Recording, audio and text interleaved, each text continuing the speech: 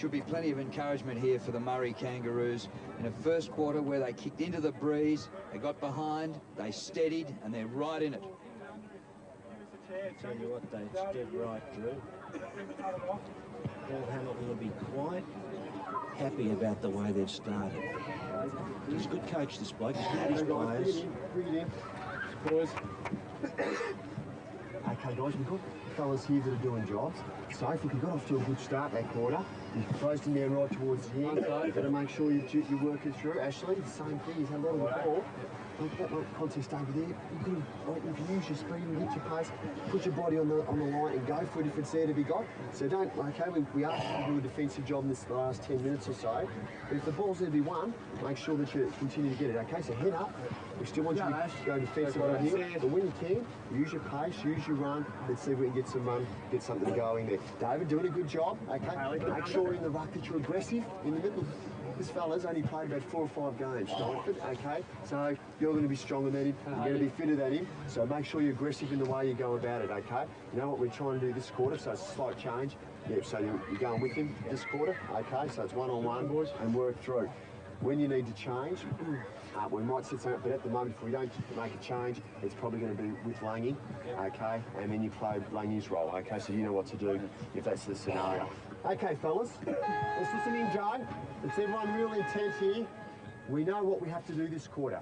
We know the style of football we've got to play. We've got to bring it through the corridor. We know that this is the attacking side of the ground. We know that we want to make sure we play through the corridor, we play on as quick as we can, quickly, get it going, get it into our forward line, put it to the favoured side of our teammate, and let's get it 0 to 30 entries, as many as we can, through quick running, through quick movement. We don't want to go indirect. We don't want to see guys here chipping the ball around and playing possession football. That's not our style of football. If we get in there long, we've got marking targets up there. Langy's not going to let us down there.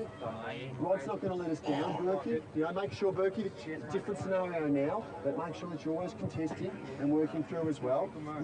The blokes down on the bottom of the pack, make sure that you're doing your jobs there, Joe. You know, you and Sophie have got that one worked out, what you're doing there. Okay, we need our fellas. We still want to go one-on-one accountable football. They're going to probably drop someone loose back. So we know what we have to do. You get down and you try to drag him out. So whoever it is, if your man goes and sits there, drag him out of the... And it could be you, Waddy. Okay, it could be you. Like if you end up there on Neils. If he just sits back behind, then make sure you're presenting yourself. We still want to go with what you're doing there, Langy. With Talbot, we know what the plan is there. We stick to it. Okay, fellas. Okay, fellas. We talk about the things before the game that are important in finals football. They're doing the fundamentals and doing them well and doing them continually. They're tackling the ball nice and hard and strong. Our game plan team rules. We know our style of football. It's inside a fishing corridor football. Let's not stray from it. Let's be strong in it. Let's make. We got a goal from Joey just playing on quickly there, Joe. It wasn't the best kick, okay, but that's what happens. That's what happens through quick movement. Get it through the midfield. Get it going our way. We talk about team first. This is going to be important this quarter. We don't allow them to sag off at stoppages. Now, they are doing that a little bit. They have a stoppage and they have 2 or 3 guys back. Make sure you're man on man. Make sure you between your opponent and the contest. It's basic stuff. Let's make sure we do it well. If it's not working, make sure the forwards or the next line are pushing up and making a contest there. Daniel and Joe, with the kick-ins, okay, you know what we're trying to do now. Everyone knows, we're not going to describe it. Everyone knows what we're trying to do this quarter. We stick to that. Okay, make sure our ruckman sent out back, our wingman, you know you're rolling this, Ash, you know you're rolling this one. Okay, let's make sure we do it and do it well. It's a terrific opportunity now. So it's the 3 things, fellas. It's sticking to the basic fundamentals and doing them well. It's game plan team rules, and fellas, it's team first, and it's your pride and your desire and how much you want it and how much you want it more than your opponent and how much you want to make sure you make a statement and a stamp on how much you've got a higher desire level than your opponents. And that's what it's going to come down to, winning the football, playing our style, get it moving quickly, realising that this is the attacking side of the ground. We don't want to go out that side if possible, and on this side and through the corridor. Let's get out there. 30 minutes of hard work. Well, if you're a Kangaroo supporter and you're wondering about the way the Kangaroos play football, it's very simple, Drew. You just get it into the corridor and you get it forward as quickly as you can. And you look out for them when they try to get it sideways. But basically, it's all about your pride and about the fact that you want it more than the other mob and you've got to get in first and get hold of it. It's a very simple message there.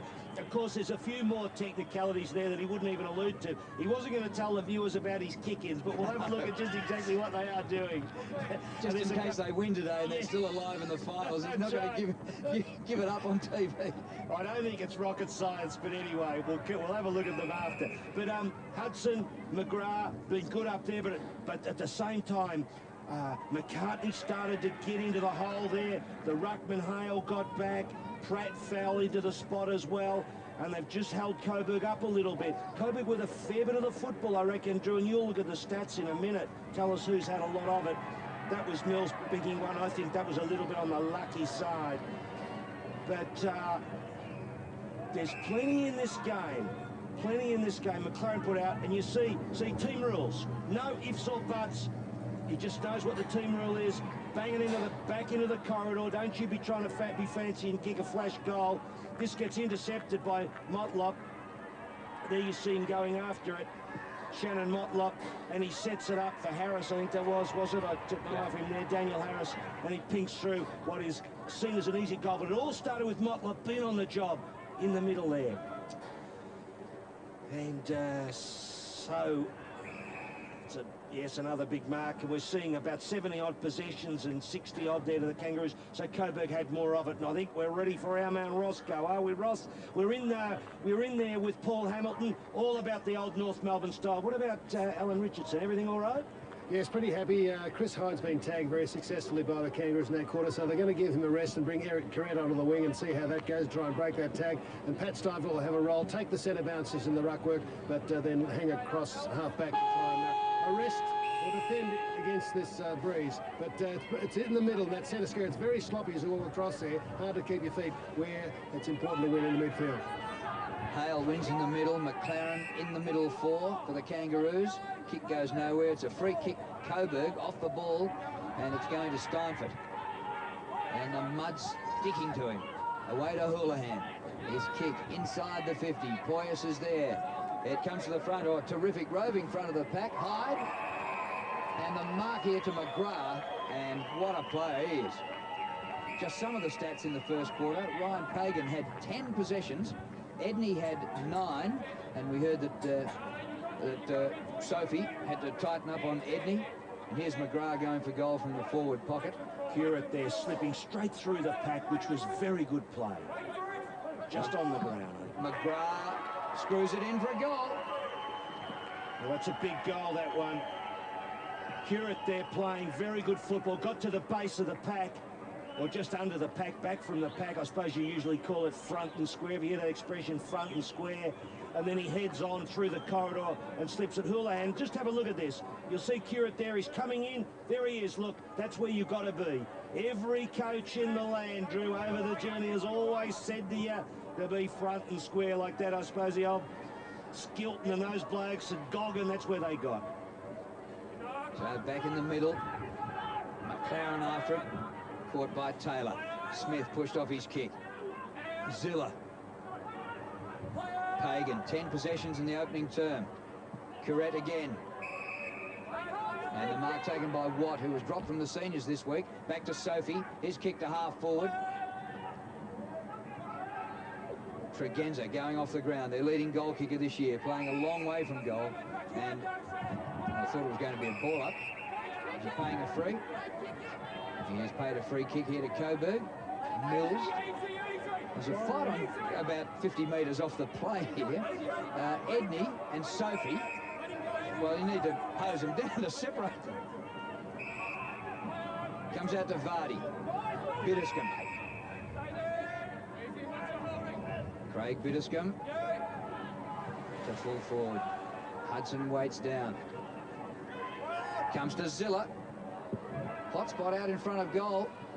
Corrett. Punched away from goal. Comes to Taylor. A little bit of a fumble. And a shot nearly has the distance. Edney in the goal square. McCartney, 5 marks in the opening term. And that's his 6th now for the game.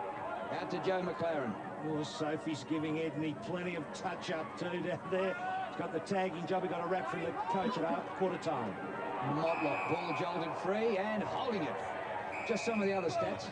Sorry, yeah, Drew, was that really holding the ball, or didn't he just bump him and knock the ball out of his hands? Yes, that wasn't a tackle. It wasn't a tackle. I mean, honestly, I'd have to have another look at it. Could be wrong. Anyway, sorry, Drew. Poyas to Houlihan. And Houlihan centres for Hudson. Well, he didn't really get it back into the corridor. Hudson's about 40 metres from goal, but out pretty close to the boundary line. He got 2 goals in the opening term. But for the Kangaroos in the opening term, Hale 5 marks 7 possessions, McCartney 5 marks 7 possessions, all kicks. They're calling this the attacking side. Let's have a look. Hudson misses with his attempt at his 3rd. I'd like to see that Motlop incident again. I tell you, it might be too technical here, but I just wondered about that one. Now look at the kick-ins. Coburg with zone defence is out. You'll see them on either side. They line up. There's about three in a line on either side. Then they kind of get a couple in close. And let's see what they do. Well, that's pretty standard. Daniel Motlop looking for Hale. Smith there, but the big fellow Steinford did well. Hale followed up strongly too. Newman. Kick to centre wing, over inside 50, I mean. Missed hard. Back there is Watt, who finds Clayton, half-back flank. Punts it long with a breeze. The 2 big fellows are there. Steinford went for the punch. And there'll be a bounce. Sophie's stats, did anyone run those past us before? 4 possessions. Edney had about, what, 9? He's annoying. Edney, something short too, Drew. I tell you what, I've been watching that. He is an absolute pest. Crossing him, touching him, bumping him. There he is. Here he is. Here we have a look. Just to see this Motlop. Did I get this right? Now, here he goes. Off he goes. Does he get tackled? Does he get tackled? Oh, gee whiz. They can't be holding the ball. They didn't hold him. Quick kick by Newman. Out to centre wing. McCartney first there.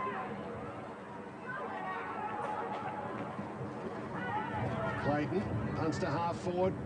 Big fly at the back of the spoil. Peterscombe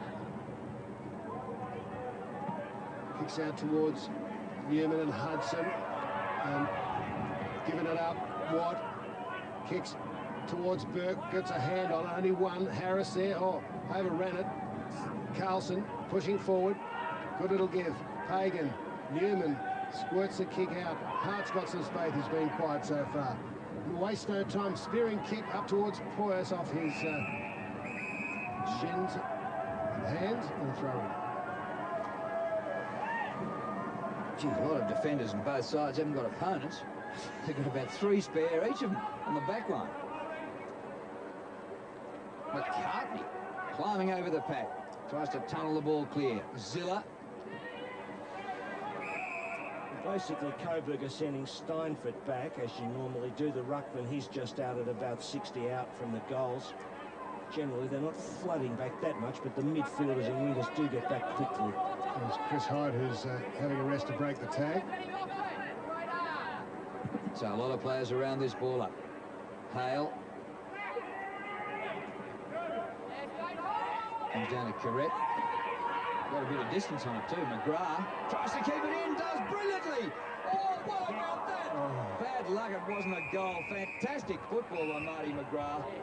And unfortunately, the ball has gone out of bounds on the full. Did Zilla think he should have handed that to him? I think he might have just put in a call for that. Daniel Motlop feeds it out. McCormick got Hale loose in the centres of the ground to Shannon Motlop. Long kick with a breeze, could go all the way. McCormick and a free kick. Tregenza, I should say. No, it's going the other way. Peterscombe, well. Much in that, really, was there? Yeah, I was surprised the whistle went. Oh, his hand on the face. You don't like that, Ross? No, I think it was probably right in the end. Missed it. Mills. Switches. Good work, Peterscombe. Crows in front. Poyas uses the body. wins the footy. Now he's got to get around Crow. He's got support in Newman. Over Hart's head. Diving attempt by McGrath, couldn't bring it in. Out by Cooper. Pratt, making it difficult for McLaren. And they're the things that are really important in Hudson's game. You see every contest he gets to, finds able to exert a little bit of pressure into the contest. So it's very encouraging. Near the 50, Coburg in attack. Edney. Nobody in the goal square. Edney gets the goal. Well, that's what you got to do, Drew, when you got a tag. You got some bloke who's annoying the living daylights out of you. You got to get in amongst it and ping the odd goal, and it certainly will shake the bloke up. And then you got to go and tell him what you've just done. On that occasion, he hasn't told him anything yet, but maybe the word will get around Edney right onto it. And that fella Sophie has been annoying the living daylights out of him. And he's gone into the goal square now, and you'll see there's Sophie goes to him now. Stands right in front of him. And your mate Flaherty was in the ruck then and won the hit out as well. Yeah, I was a big rap for him last week. I thought he did well. The sticky centre. You need a lot of hot water at the end of this match. Happy to be back, Paddy Steinford. If they get through the game today, it'll be very important for Coburg. Umpire Donald throws it up. McCormick, quick one to Hale. Back sitting there across our back, the tactic discussed by Alan Richardson is Steinford. He's an important part of this team. Great leader. Breeze holds it up. Zilla comes. Almost marked. Poyas is quick. Hagan, disappointed with that kick. It was out on the full. Right. Well, he's had a few kicks, Ryan Pagan. Not one of them's gone where it was intended. Yeah, he's been a bit stiff. He can only get better. I think he was actually trying. He knew he had a Kangaroos player there that was going to mark it, so he went for the line, but overkicked it. McLaren's kick. Well done, Steinford. Punched away by Steinford from Hale. Watt, kick smothered. Mills crunches through. Gives away the free kick. McCormick, short of centre half forward. No mark. It comes to Clayton.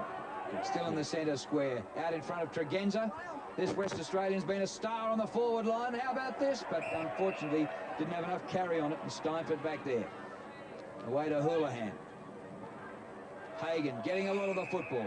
Big Steinford wearing the number, Roscoe, that Mark Wiedemann wore with such distinction at Coburg in the late 80s. The son of the famous Murray Wiedemann, of course, played at Coburg from 86 to 89, played in 2 premierships, 88, 89, wearing number 1. Biddiscombe just about back where it came from in the first place. And Edney getting a little bit free here of Sophie. His kick up the ground, didn't carry to Mills. Balks the hand pass, clever. Off the left, did that go 15? Play on, says the umpire. In it comes. Houlihan to half forward. Taylor! Just over the head of the defence. Not much carry on it. McCartney's a big fella. Crunches him. I've been making comments about, boys, about the tackling. You know, when I said last week when the bloke takes him on, look, does McCartney take his man on or doesn't he? I reckon he does, and I think they've got to look at these tackle rules. If you know you're running into a player, I think you've got to make a judgment. Hale over the back, stolen by the Tigers, not the Lions. And the minor score. And a good shot.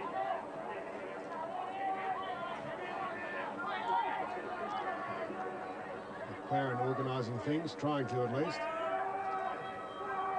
See, kicking, they're going for that long one up the middle. Comes to the front of the pack, and it's in a good position here for Coburg. Little hand pass away to Harris. Smith has it punched away. Smith again. Gives chase. Houlihan. Oh, Smith took one to the jaw. Up to centre wing. Watson. Now Motlop. This is Daniel Motlop, the younger.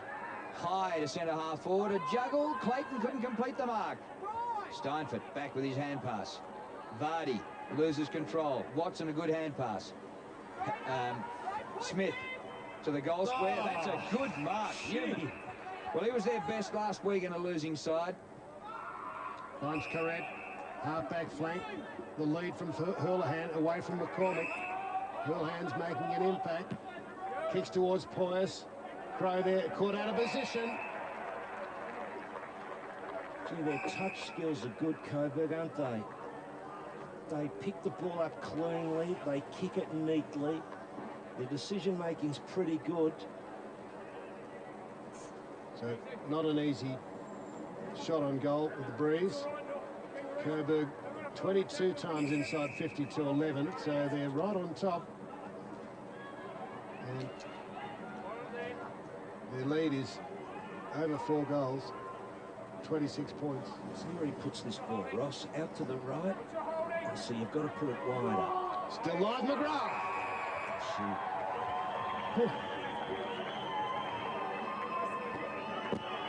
Well, Stuart Cooper has played every game this year. Has been carved up by this kid.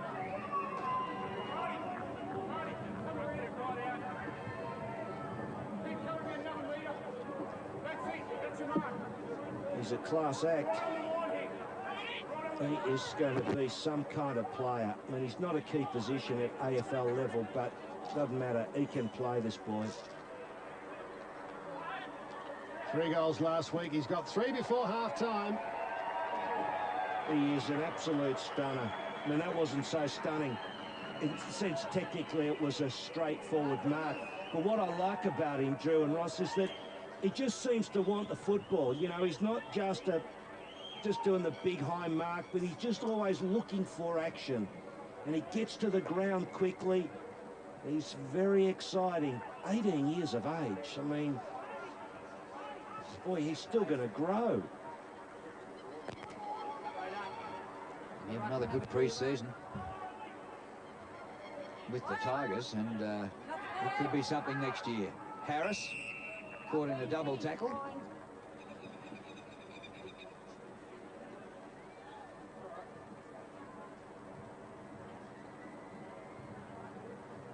Now the umpire sorts it out, and then the blue pot throws it in the air. Hale, number 31. Shannon Watt knocks it down for the Kangaroos. Lang, the hand pass. Smith, the shot for goal. Touched on the line by Houlihan. Gee, he's played well, hasn't he? He's had plenty of it. Yes, Alan Richardson pre-match admitted it was a bit of a risk with just 1 week rest after a hamstring, but it was all or nothing. Gee, it must have been a fair dinkum hamstring rest for a week. That was the Kangaroos' first score in this quarter, nearly 16 minutes. With the breeze, McCormack squeezes it out. Clayton goes to ground. Poyas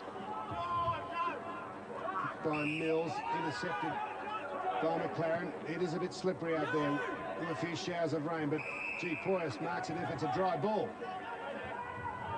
Talbot, I should say. Yeah. Carlson gives it up. Trentfield's on. Now, finally, you see the umpire. Yes, that is dead set. Good decision by the umpire, because the hand went into the face. There's all sorts of variations on this now, and something that interests me. See, like McGrath really making an effort. Trentfield penalised. So the Lions on the break. Hurlahan running strongly. Hyde's back on. Inside 50. Doesn't want to go off again. Mills round the corner. Goal. Oh, gee, that's awesome football, Ross, isn't it? That was great play. End-to-end football. That would just send a little bit of a shiver down your spine if you're the opposition coach and opposition players, because that had just all confidence, purpose, and brilliant skill about it. Just good teamwork. This kid, Houlihan, gee, how's he going? Hyde. And finally, you know, the good part is he gives it off. Mills just slips around on the left and look around the corner. Boy, that's pretty fascinating. 16 possessions to Houlihan. Here comes Coburg again. Ziller out of the middle, knocked forward by Flaherty, taken by Watt of the Murray Kangaroos. Look at this scoreline, 53-16. Marked by Watson, gives it off. Trentfield. Stevens Correct now for Coburg. Bit of space. Hart now applies the tackle on Trentfield. Might get the footy yet.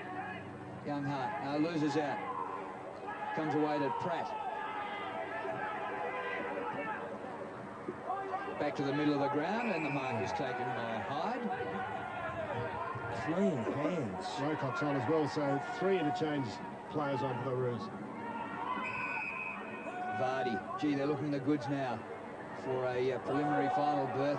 Loser bows out here today, and the winner will go on and play Port next week. Vardy. Well done, Vardy. The kick disappointing and chopped off. 1 against 1 on the forward line. Motlop against Carlson. Motlop. That is just fantastic, isn't it? He told me, could you kick the goal anyway? That was one of the classic one-on-one contests there. Carlson is a very good player, but Motlop, he just, look at him. He's still not satisfied. I think he wants 2 goals for it. What about the holding? Give me the holding as well as the goal. This is terrific. Look at him trying to get front as he got hold of him, and Motlop just taps it along and then says, yeah, about that. And then he says, great football. First goal took 19 minutes into the second term for the Kangaroos. First of this quarter, I mean. And they're trailed by 31 points now. And desperation for Paul Hamilton, as he said earlier, making the interchange players, bringing his lesser-known players. Oh, that's 50 now. Motlop's still upset about the holding that wasn't paid a while ago. Now there's a 50-metre penalty, Ross. Yes, told it till take it. He goes short. McGrath outside 50, wheels around, gets past Pratt, heads for goal, won't quite get there. Pettifer's on, he flew in the pocket. Crow content to just fall over the line. As an example, if you look at that again, watch what Crow does. This is the new one of the tendencies. As he gets the ball, he lurches into McGrath, because they're just getting smarter and smarter with the way they deal with tackles. They try to knock the player out of the contest. Lang, clean possession. Away to Smith. His left footer to a contest, and the ball out of play. Well, in the first quarter, the Kangaroos kicked 2 successive goals, while Coburg were kicking 4 either side of them. So if the Kangaroos can get another and make it 2 successive goals in this second quarter, well, they might just give themselves a chance. But Coburg have certainly dominated, getting the ball inside 50. It's a 31-point lead to Coburg. Edney, geez, lively, isn't he? Smith was good. He was the Kangaroos' first draft pick in 2000. Through Lang it goes. And on to Locock to half forward. Oh, good roving here by Stevens. Big chance. And to the hot spot. Good kick. Motlop, another one. Top football. You're right, Drew. Look, they're still hanging in there, the Kangaroos. And they just get it up there, get it moving. That was terrific play by Stevens, who got round on the wing there and broke the tackle. And once he put it there, Motlop's ability, see, Motlop's probably taken off now. Have a look, we'll see out here, Motlop's come down, right down the corridor. And she's odds on, they're still in the game, the Kangaroos, when you consider how much of the ball that Coburg has had. So out of the side for the Kangaroos, Parker, Gillard and Carey, Phil, but not Wayne Carey, just a top-up player from last week. Stevens, he's made an impact. Good move by Hamilton to give the youngsters a go. With enthusiasm, Tregenza gives away the free. That goal was kicked by Kay Stevens, who hasn't had quite as much publicity as another Kay Stevens from the Kangaroos. Talbot there, he just stood his ground.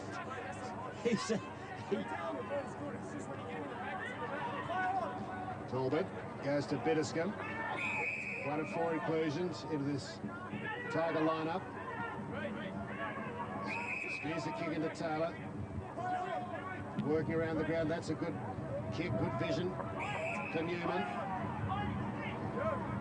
Kicks to the leading Flaherty. He takes a good mark. McCormick got in the way, prevented the hand pass. Hyde pops it high. Poyas tries to track the big grab. Taylor's there, 2-on-1. Poyas wrenches it out. Mills. Oh, poster. Hits the woodwork.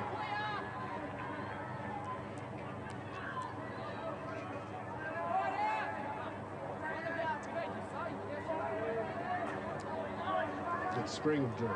It is spring, Ross. Couldn't have put it better. 26 points the margin, and you just know that if the old North Melbourne Kangaroos have anything to do with this mob, they will never lie down. Joey McLaren, you run too far. Oh, you can't do that in front of goal. And he is just about certainly given up a goal here. Coburg want to take it quickly. Ross, what you're getting at is it's spring, and when it's spring, people look at each other in funny ways. Is that what you mean? And McLaren gets looked at pretty much there, doesn't he? In funny ways. By Zilla, to such an extent that he forgot what he was doing. Zilla and McLaren would have been teammates for a long time at St Kilda. So it was an interesting little contest, that. And Stephen Zilla will make his former teammate pay with a goal here. Oh, he hasn't. He's hit the post. What a let-off. Yeah, it's a tough day here for goal kicking. The ground's, of course, a bit heavy. There's a cross-wind. It's tricky. But look at the Kangaroos just bang it long, Ross. Yeah, no doubt that time. Through the hands of Hale. Ooh, Hyde working hard there in the middle of the pack. Has another go. Likewise, Zilla. Trenfield, nowhere to go. Has to go backwards to find some space.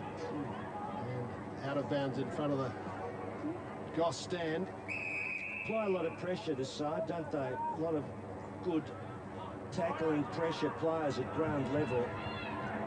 McCartney receiving. He's going off actually in the hands of the trainer, limping. Looks like perhaps an ankle or a knee. He may not be back. Laying down to Clayton. Caught. Good tackling again. Flaherty. Stolen. Watson. Leg, says the umpire. Ashley Watson. Which is a Rochester boy. Oh, that's a report, I think. Umpire Chris Books out. Donnelly. Oh, he has got the book out. Hagen on a, was it a trip with, that's what he's reporting for, I would think. Did he use the leg or the hand? Didn't see it. Just see what he says.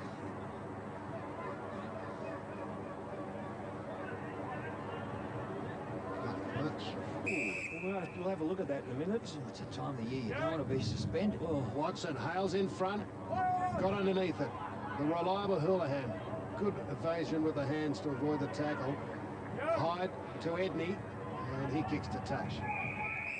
We'll get another look at that shortly. I'm sure on Pagan it was a trip, but I'm just thinking deliberate trip is reportable by foot. Is a deliberate trip by hand, or deliberate trip by hand is reportable, isn't it? That's what I think he's gone for. And I think it's supposed to be an automatic 50 as well, isn't it? Yeah. Oh, no, I think it's an automatic 50 by foot, I think, and not by hand. I got confused about this one other time. And you didn't learn from it? No. Righto. Hyde, gee, he goes well, Chris Hyde, but just at league level, he might just lack a few kilograms. Pettifer up towards the forward pocket. McGrath tries to keep it in. And let's have a look here. Pagan's there. Oh, is it? Maybe he's reported the wrong player. Flaherty should have been with a hand. Nothing much in it, though. No, I think that it won't even make its way to the tribunal, that one.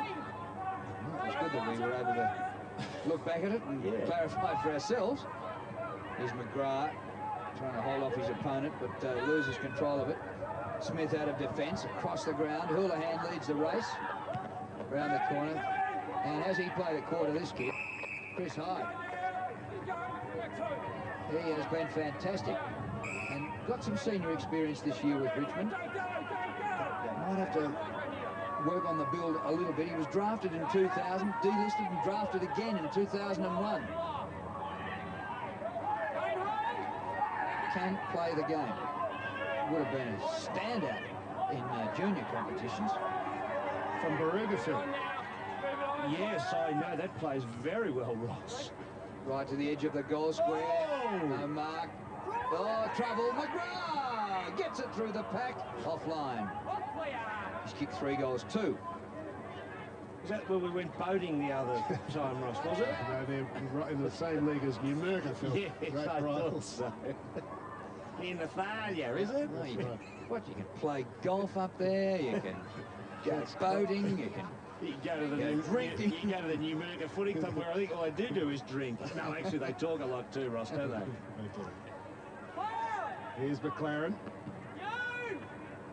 Oh, Pagan just cleared the arms. Flaherty, he's got strong body. Pettiford just travelled 15. Called to play on as he's tackled. Underneath it, McGrath just too late to affect the spoil. I'm tipping this will go long straight up the middle. He won't go for a 30-metre run. He's gone short and he's found someone. Stevens, Trenfield. Kicks into Hale. He's a good kid, isn't he, this young Queenslander?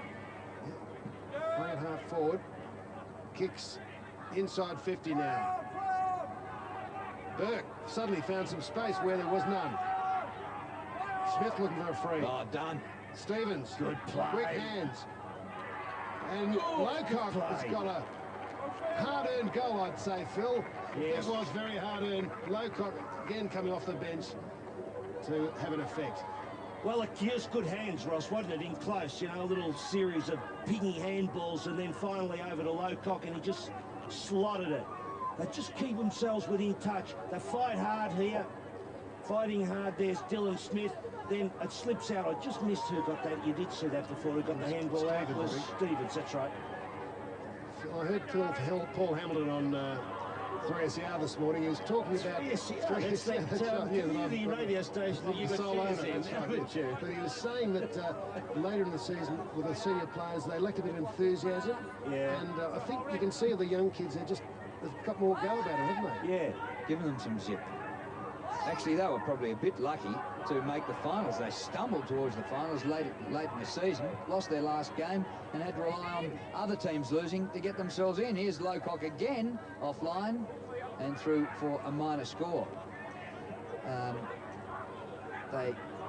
McCartney having work on his knee, that's a great shame, and could have a great bearing on this game because he was outstanding in the first quarter. Yeah, 28 years of age, I think, McCartney these days.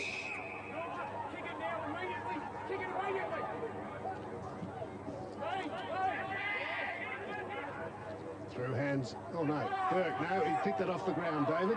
He won't get paid that. See, there's a big Burke and Wills exhibition on at the moment, Ross. Of course, it's a different spelling of the name Burke, but it just reminded me. Well, there's the siren for half-time, and towards the latter stages, as they did in the first quarter, the Kangaroos gave themselves a bit of a sniff, and the margin is 21 points, whereas Coburg had whipped out to a clear lead halfway through that quarter, 8-8 to 5 goals 5, and still a contest here. Well, without a doubt, Drew, look, they fight hard, the Kangaroos. They're still in the game. Coburg have had so much of the play. But it's one of those days where, of course, it's a bit damp, it's a bit windy, you don't necessarily get all the return that you'd want on your attacking manoeuvres. So they've got to really keep working to get efficient and to get results out of their inside 50s. But there's no doubt about the Kangaroos. We said they don't leave you guessing. They're kicking from the back half pretty straight when they have a point kicked against them. They're only 3 goals out of the game, and they're fighting hard, and most of their key players up forward have not been in the game, Lang and Tregenza and the like, so they've got reason to think they're a bit of a chance, and I think that's what Paul Hamilton will be saying. He'll be saying that you need a couple of those blokes to find something big, and there you have it. 4 to Coburg, 3 to the Kangaroos. They just hung on there. Lowcock's goal late gave them a chance, so plenty of football left. It's an entertaining game here at Port Melbourne. Well, McGrath has been spectacular with 3 goals in the first half. Hudson and Mills 2 each. Daniel Motlop 2 successive goals for the Murray Kangaroos. But interesting that Lang and Tregenza are both goalless, and between them they kicked 13 last week to have a surprise finals victory over Williamstown, so maybe still plenty to look at. And there's a girls' game going on here at half-time. Well, we're going to go back to the studio for all sorts of entertainment. And we might have a little bit of a look at the girls' game here at half-time. So it's a 21-point lead to Coburg over the Kangaroos at half-time in the second semi-final. Beverly? Nothing wrong with the girls' game, Drew. You've got a lot to learn from the girls, and we've got a girls' game going here too. So let's get to the closing stages of the first 3 races on the card at Flemington. First up, here's race number 1. On this grandstand side, they're stretched right across the track with Edgston going up and taking the lead. Flashed immediately under pressure. Coupe's running on, and Dubai Eye still on the far side is there. It's Edgston in the front at the 200-metre mark. It's in front with about a length advantage over Coupe. Dubai Eyes can't go on, and then Tequila Nottage. It's Edgston in front of Coupe. Presumed Innocent coming late, but Edgston in front, and Edgston has won it. Edgston by 3/4. Probably Coupe will get second. Presumed Innocent is close up, though. But it was Edgston first, 9.10 for the win. Presumed Innocent second from 3 Coupe. Here's race number 2. Now All of Me sprinting very quickly to join them, and soon after went past them, and they were followed by Frightening in the clear, but All of Me racing nicely clear at the 200, about 2 or 3 in front from Helenas, then Frightening on the outside. Fuji Dancer, it ain't here from King Wells, but it's All of Me well clear at the 100, 2.5 Helenas digging deep, All of Me in front, getting tired. Helenas tries hard, All of Me tires, but held on. All of Me wins it from Helenas. 2.5 lengths away as a photo for third. It's between Frightening. It's a complete outsider. All of Me hanging on to win race number 2. 55.30 if you had money on horse number 7 from 8, and of course a dead heat for third place. Here's race 3.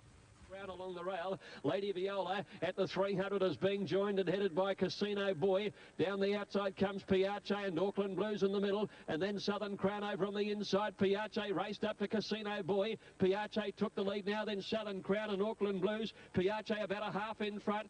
He's starting to be too good in the run home, and Piace wins it from Casino Boy by a length. Southern Crown third, Auckland Blues. 10.30 for the win on Piace from Casino Boy, and Southern Crown 4.88.50 the trifecta.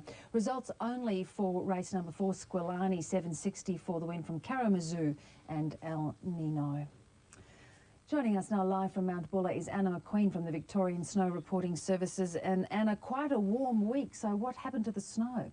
Oh, hi Beverly. Yes, it has been a warm week, but the weather has changed and it's been snowing at all major resorts today, so that's great news.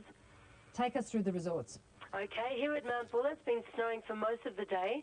Skiers and boarders will find good conditions in snowmaking areas. It's fair on upper areas and poor in lower areas open. Cross-country skiing is rated as fair. It's been an exciting morning here watching the World Cup aerials on Chamois with tough weather conditions for all competitors. The results for the women's freestyle: in first place, the gold medal went to Veronica Bauer from Canada, and in second place was our Lydia Erotic-Konomu from Australia, and third place Anna Zukul from Russia.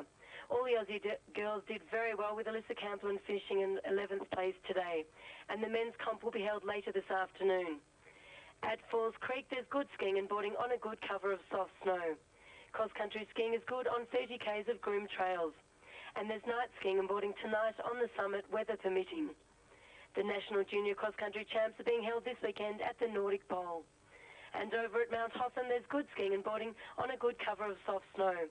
Best skiing for advanced and intermediates is in Heavenly Valley, and beginners head to the Big D. Cross-country skiing is rated as fair to good on a soft snow cover. And at Bor Bor, the resort is still open. However, there are no lifts operating at present due to insufficient snow. Cross-country skiing is rated as poor on a patchy snow cover on the upper trails only. And there is still snow for sightseeing and snow play at Bor Bor. Mount Buffalo has now closed for the season, and all Victorian Alpine roads are open and clear. Please drive carefully because roads may be icy. And for all you Tasmanian viewers, there are no tows operating this weekend at Mount Mawson, and Ben Lomond has officially closed for the season. So Beverly, there's still time for everyone to come and enjoy the spring skiing and boarding conditions with fresh snow on the way. Anna, thanks so much for your time. We'll talk to you next week. Thank you. Bye-bye now. Anna McQueen from the Victorian Snow Reporting Service. Well, last Saturday, the 12th annual Kangaroo Hoppet was held at Falls Creek. The Hoppet is Australia's leg of the World Loppet, which is a series of 15 long-distance ski races worldwide. They attract over 80,000 participants annually. About 1,000 skiers entered this year's event, including Victoria's own Minister for Sport, Justin Madden, who started in the 21-kilometre event. Warm weather preceding the event prevented anyone from beating last year's time recorded by Australian Ben Derek, who was aiming to make it 3 in a row. Stanislav Rezak from the Czech Republic broke away from the pack in the first 5 kilometres. And not far behind him were 2001 winner Ben Derek and Australian biathlon champion Cameron Morton. The course participants took participants over the Bogon High Plains, and it was not only elite athletes who participated. Look at that. And race organisers, though, were pretty satisfied to run a very successful competition on the traditional course after strong winds and poor visibility threatened to shorten the event. Rezak went on to win in just over 2 hours and 10 minutes, with Morton and Evans coming second and third, respectively. Pleasant weather with just low, heavy snow, yeah, but enjoyable. The hard thing was the snow. It didn't set up last night, and it was just like skinning a bowl of porridge for 2.5 hours. Local skier Belinda Phillips became the first Australian woman to win back-to-back Hoppets with an impressive victory in the women's event. Well, Phil Cleary standing by back at Tiak Oval for another community initiative. Phil. Thank you, Beverly. You caught me napping there. I was talking about other things. I was talking about some funny people in Pentridge that I met. There you go. I'm glad that didn't go to air. Neil Sullier is with us, and Neil, on September the 29th is a big day, and we're in the lead up to it, so probably the ribbon gives away. Tell us about it. Yes, it's Blue Ribbon Day. That's the day when we invite all Victorians to remember the police officers who have been killed in the line of duty throughout Victoria. And I think there is a foundation being established as a consequence of that. Can you tell us about that? Yeah, the Victoria Police Blue Ribbon Foundation was set up to perpetuate the memory of police officers killed in the line of duty. We do a lot of different activities throughout the year and put the money that we raise into community projects. Now, how do you go about raising the money? What would people notice around town as a guide to what they can do? Well, 2 things. Obviously, Blue Ribbon Day, which we launch next week. If people wish to make voluntary donations, the ribbons are free, but if they want to make donations, they can. And the other thing around town at the moment is our little friend here, Constable T-Bear. He's selling for $35 from all 24-hour police stations. Well, I think Beverly could do with a few of those. So where could Beverly pick that up? Well, they're from all 24-hour police stations throughout Victoria, and he's been assigned to the Search and Rescue Squad for this year. And how much do I get him for? How much? $35. $35? Dear me, Beverly, I think that's not a bad little get. And if I'm not only doing that, I can make donations at other places, can I? Yes, donations can be made at police stations, anywhere where you collect the blue ribbons, or any branch of the Commonwealth Bank. And all the money that we raise it goes into public hospitals. We would create a memorial project in a hospital named in memory of a police officer killed in the line of duty. Excellent. So when can we start putting the hand in the kick? Today? Today we can do that, yes, and ribbons are available as of next Wednesday. Terrific. Neil, thank you very much. Now, Beverly, are you with me, Beverly? I'm always with you, Phil. I've just been looking at the record, and it tells me that the Coburg Tigers grand final lunch is on September 18 on a Wednesday, and I see that you're hosting it with me. And I also noticed Colin Kinnear, Gary Bryce, Ray Short, Terry Wheeler, Barry Round, and you know what, Beverly, you get in for nothing. It costs $80, but because you're with me, it costs you nothing. So we want everyone to go to that, Beverly, don't we? Yeah, it's going to cost you one of those bears. You'll have to buy me a bear. I'll buy you a bear and I'll look after you on the day. I'll even give you a Chardonnay at the finish. So all you people, don't forget Windy Hill, September 18. And Blue Ribbon Day, start putting your hand in your kick. And the bear, Beverly, what do you think? I think he's gorgeous. Can I go on search and rescue with him? Thank you. And we're doing... We look forward to you. Thanks for that, Phil, joining us for that luncheon out at Coburg. Now, we've talked about how thrilling the final series has been so far. Last week, Sandringham kept their hopes alive with a thrilling 2-point win over the Box Hill Hawks. Tomorrow, Sandy take on the minor premiers Geelong, and Captain Heath Tregear joins us in the studio. Heath, thank you very much for coming in. Thank you. An absolute thriller last weekend. We had 2 close games on television, and you were playing out another very close one. It had been a low-scoring game all day, though. Yeah, it was a nail-biter, and we sort of came from behind at three-quarter time. We were down by about 3 goals and had our chances in the last quarter, but just took a while to get them. It was a long quarter, so the supporters were waiting for the siren, and we got home by 2 points. Which is just, it must be to have your sort of your stomach churned up by the end of a match like that, or aren't you thinking too much about the score? I think I had my eye on the clock from about the 25-minute mark, and it went for another 6 or 7 minutes, so it was a long time. Yes, a long. Now, very exciting though for Sandy, because you were sort of lucky in a way to just sneak into the finals, and good to be kicking on. Yeah, well, we were lucky in the end because we had a form lapse late in the season, but we always knew once we got there, we've got the quality in our team, so we knew once we got there we could give it a shake, and it was a good win last week and another tough job tomorrow. Now, you had a bad run of luck. You had a couple of weeks off during the season. Did that coincide with the form lapse? It did. I missed 4 weeks with a shoulder injury, and during that time we did lose a few games, and that was probably for a number of reasons. There were a couple of other injuries and probably lost a bit of confidence as well. But we've turned that around in the last few weeks, and we played some good football last week, and we'll be confident again tomorrow. Yes. We'll talk about tomorrow in a little while. Let's talk a little bit. You played in the 2000 Premiership team, which must have been a great thrill. That was very exciting. That was the first year we played with Melbourne, and that was a good experience, and we've probably learnt from that experience. And whilst we haven't had the Premiership since, we've definitely the relationship with Melbourne has improved, and hopefully it can keep getting better in the near future. It was a testing year though. I mean, and I guess for all clubs, that first experience of having those blended sides, and it is tricky because you're sort of coming in each week, you're not sure who you're playing with and how they're going to blend with your team. Yeah, it's probably not ideal, but that's the way the competition is, and I think we were lucky enough to do that in the first year, and so we've probably got a year or two ahead of some of the other clubs that are just doing it now. And it's not always ideal, but I think Sandringham and Melbourne have done a terrific job of it, and it's something I've definitely enjoyed. There was a bit of fallout from 2000. A couple of players left Sandy because they felt they weren't getting the matches that they wanted. Do you think that was inevitable? Well, in 2000, we probably had 25 good senior players, and obviously 25 don't go into a team of 18, so guys did miss out, and a couple of guys, were disgruntled.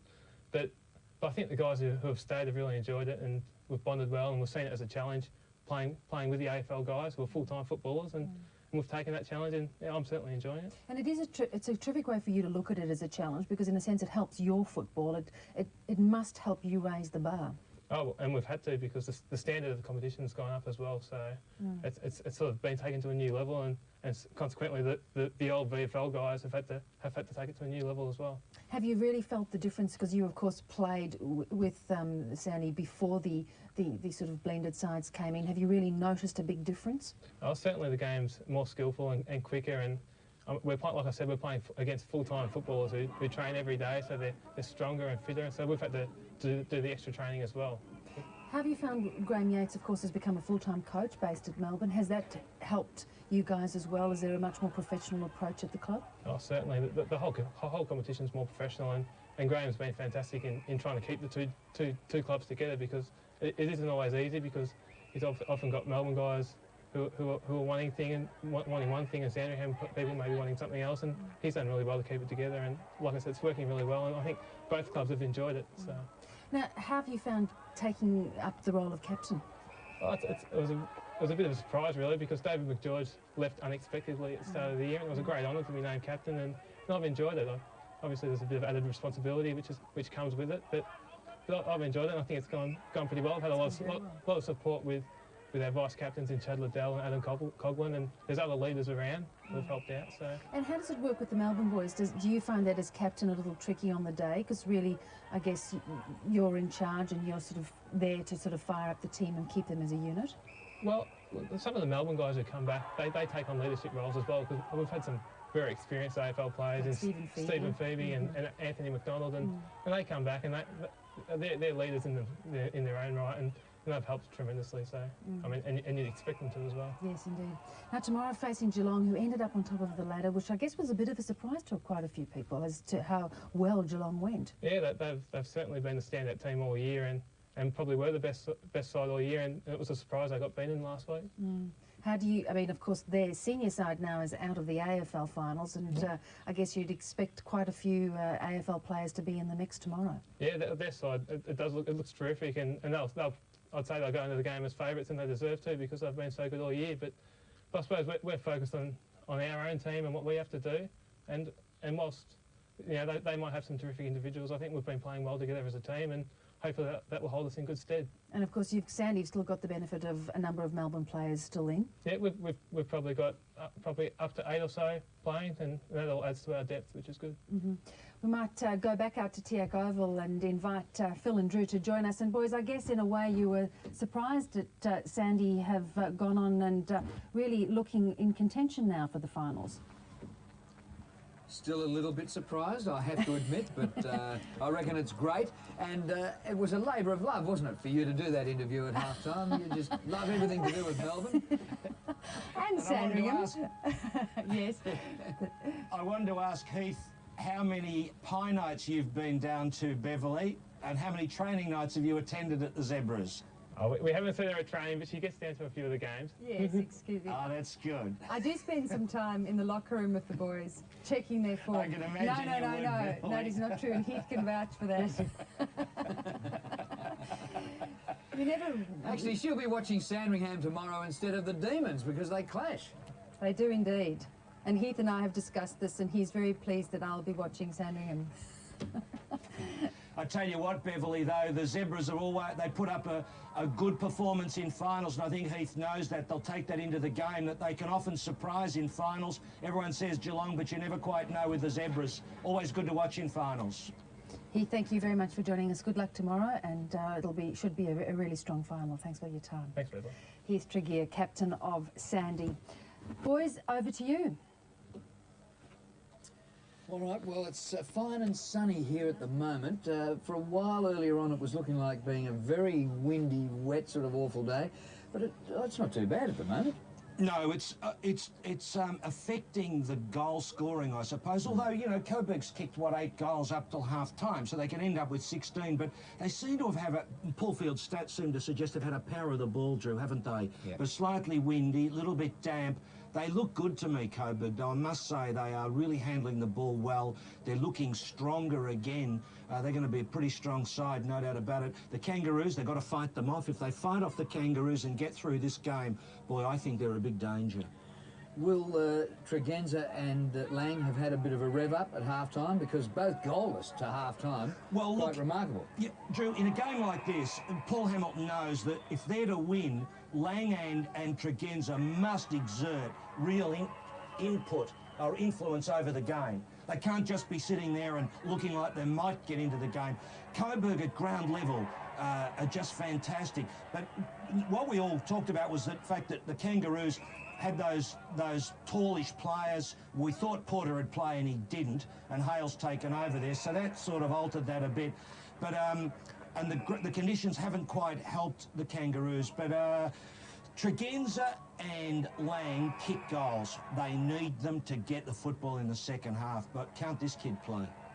McGrath, he is fantastic, and I think, as we said during the call, if you put a real big pre-season on him and he comes along next year, he might be playing some senior football for Richmond. Without it, look, he's just got to be a fair income prospect. A kid can't do the things he can do and not go on and be a serious footballer. So you see it there at about 150 to Coburg, and the Kangaroos, well, at around about 130. So they're down on they're a bit down on the, you know, it's like about 25 possessions down. That's pretty substantial. In the inside 50s, there's a pretty big gap there between the two of them. But it did even up a bit. Yeah, I think early on we had 22 to 11. Well, it's now 30 to 21, so the Kangaroos have come back into the game. Yeah, and look, they go at it, you know, they fight hard. If they get enough of the football in that corridor, anything's possible. But a bloke who usually knows these things, Ross Booth, will have been down there. He'd have been sniffing around, and I'll bet you found out something, Ross. Yes, I have, that the girls pounced on Danny Frawley. They're very excited to see the Richmond coach down here. But on a more serious matter, Jason McCartney, it was just a kick to the knee, and he's been out having a kick. In fact, he's back out on the ground with it strapped, so he looks to be okay. Went to the Coburg rim, still the tempo good, the feeling up. They don't want to let it slip. They feel they've got, well, if they can continue winning this quarter, they've got a good chance of winning this game. And really, the way the Kangaroos are playing, it looks like only one team's playing well above the head, and that's the Coburg Tigers. They're switched on, the other not armed. And this is now Clayton, and the kick doesn't go very far. Smith gets a possession there for the Kangaroos. Good tackle by McLaren. And he forces the ball up near the muddy centre. So the margin, 21 points going into the second half. And Coburg were dominating early, and it looked as though they were going to absolutely thrash the Kangaroos earlier, but I'm not so sure now. Motlop tackled high, free kick. Advantage goes. Clayton needs to kick this, and he has.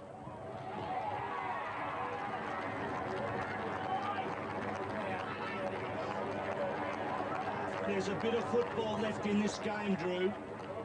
One thing about this Kangaroo side, I think Ross made the point about one side playing smarter. I think that's right. I think Coburg have played smarter football. But I tell you what, this side still is pretty efficient at times, the Kangaroos, and if they do get into this style of play, and they might bang a few quick ones, then who knows, then the talls might start to influence the game. That was a great goal. So just 15 the margin now. And if the key forwards can start to get a bit of the ball in the second half, you just never know. And the way the final series started off last week, we've seen some come-from-behind performances. Dylan Smith knocked away from Tregenza, who just can't get into it at the moment. Comes to Carlson. He's kicked a half forward. Well, the spoil was put on there by Cooper, who nearly had his back to the ball.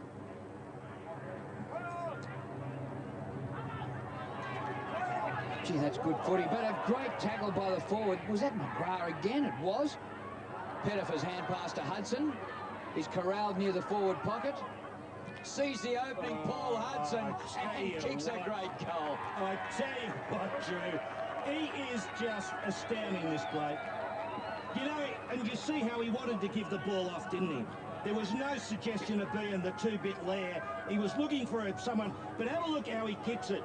I tell you what, Ross has just walked in and we'd have a laugh talk about pirouetting. You watch when he finally kicks the ball. That's a good decision. The ball's knocked out of the hands. The tackle was Taylor, actually. Yeah. Now watch how he when he kicks the ball. Look at the toe. Watch his toe. Look. Did you notice that beautiful movement of the foot? He just got it beautiful, like a ballet dancer, and he just clips it. Oh, that is just classic goal kicking. Yeah, beautiful to watch. The ball. Look at the mud sticking to Stephen Zilla's boots. He'll hardly be able to pick up his feet. That's a little bit on Ross's Italian shoes too. I suppose you're putting a bill into the ABC for those. Don't see many grounds in that condition these days. And the mud clings to the ball as well. Pagan still in the centre square. Ball knocked down by Pratt. Now the chance for the Kangaroos. Oh, Motlop grabs it with one hand. The younger brother, Daniel, can he play? Up over the centre wing. Kangaroos on that occasion happy to go back to go forward, which is very unlike Kangaroos football. Free kick given away by Burke, taken by Houlihan, and he finds Mills. Mills started the game on McCartney, now McLaren. Kick by Mills to centre half forward, and Hudson on the 50. Gives it off with a poor kick, actually, this time, Paul Hudson. Houlihan on the turn to the goal square. McGrath again! Not this time. Taylor. Sophie gone! Well, there's a big one, Drew. You said gone because I reckon underneath you think he's had an opportunity, don't you? And if you look at it again, I think he does have slight opportunity. McGrath, watch this. Does he have opportunity? Yes, he does.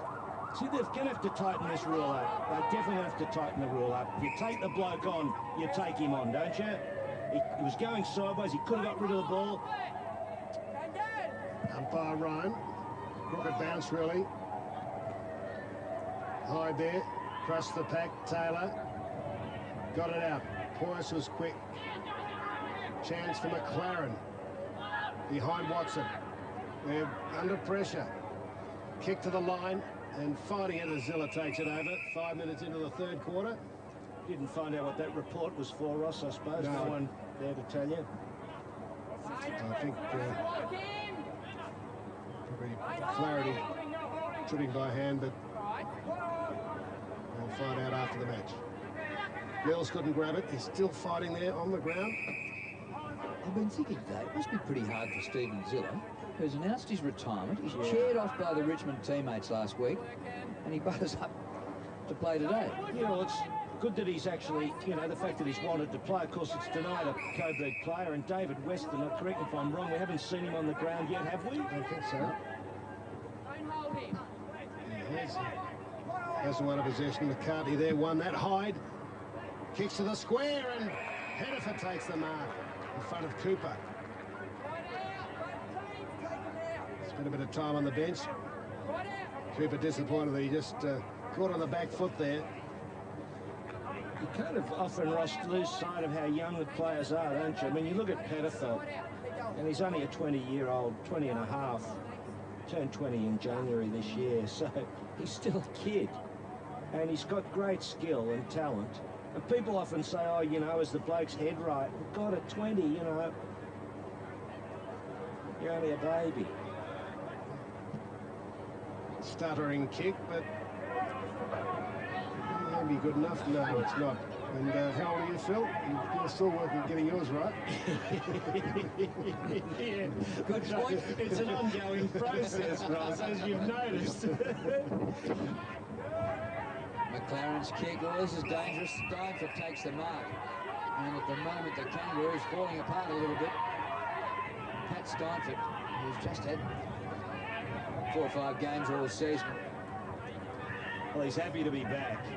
And the shoulder seems to have stood up all right. He doesn't seem to have had any problems. A little whisper around the traps that maybe he wasn't 100%.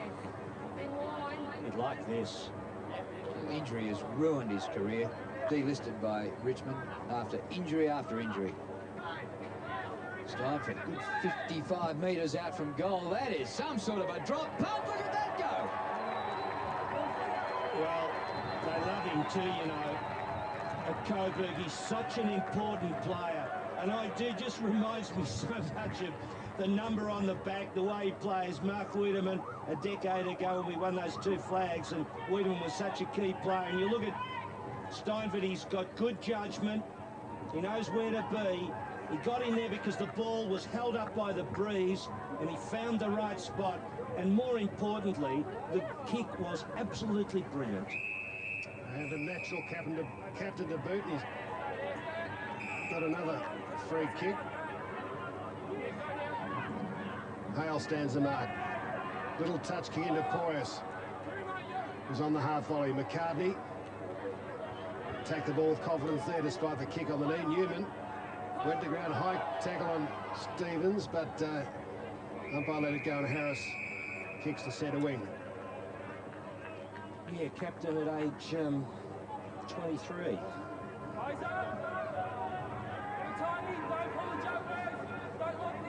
Gilday in Southern Victoria. The winner to meet Port Melbourne next Saturday. Tomorrow, it's Geelong and Sandringham.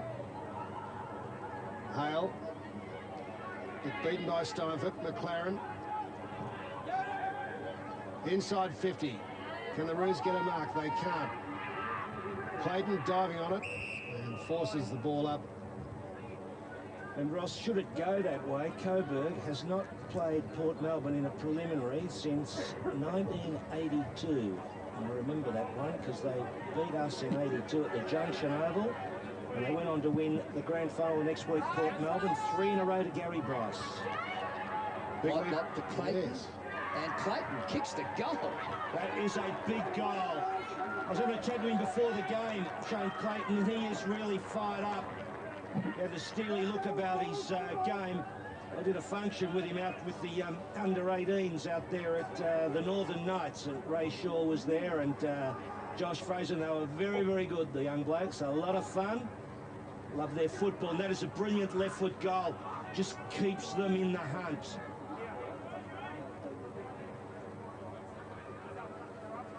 $22 points the difference.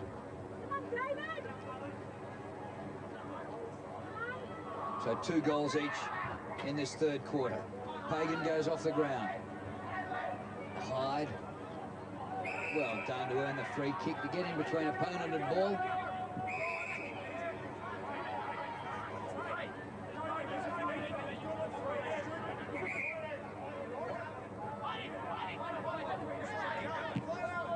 Kick by Hyde, plenty of advice from the umpire. McGrath, not this time. Sophie. Ball out of play, so it's inside attacking 50 for Coburg. And they are looking like meeting port, but it hasn't been a bad third quarter here by the Kangaroos. And if they can just jag 3 or 4 into the breeze, could come home with a wet sail. Dylan Smith.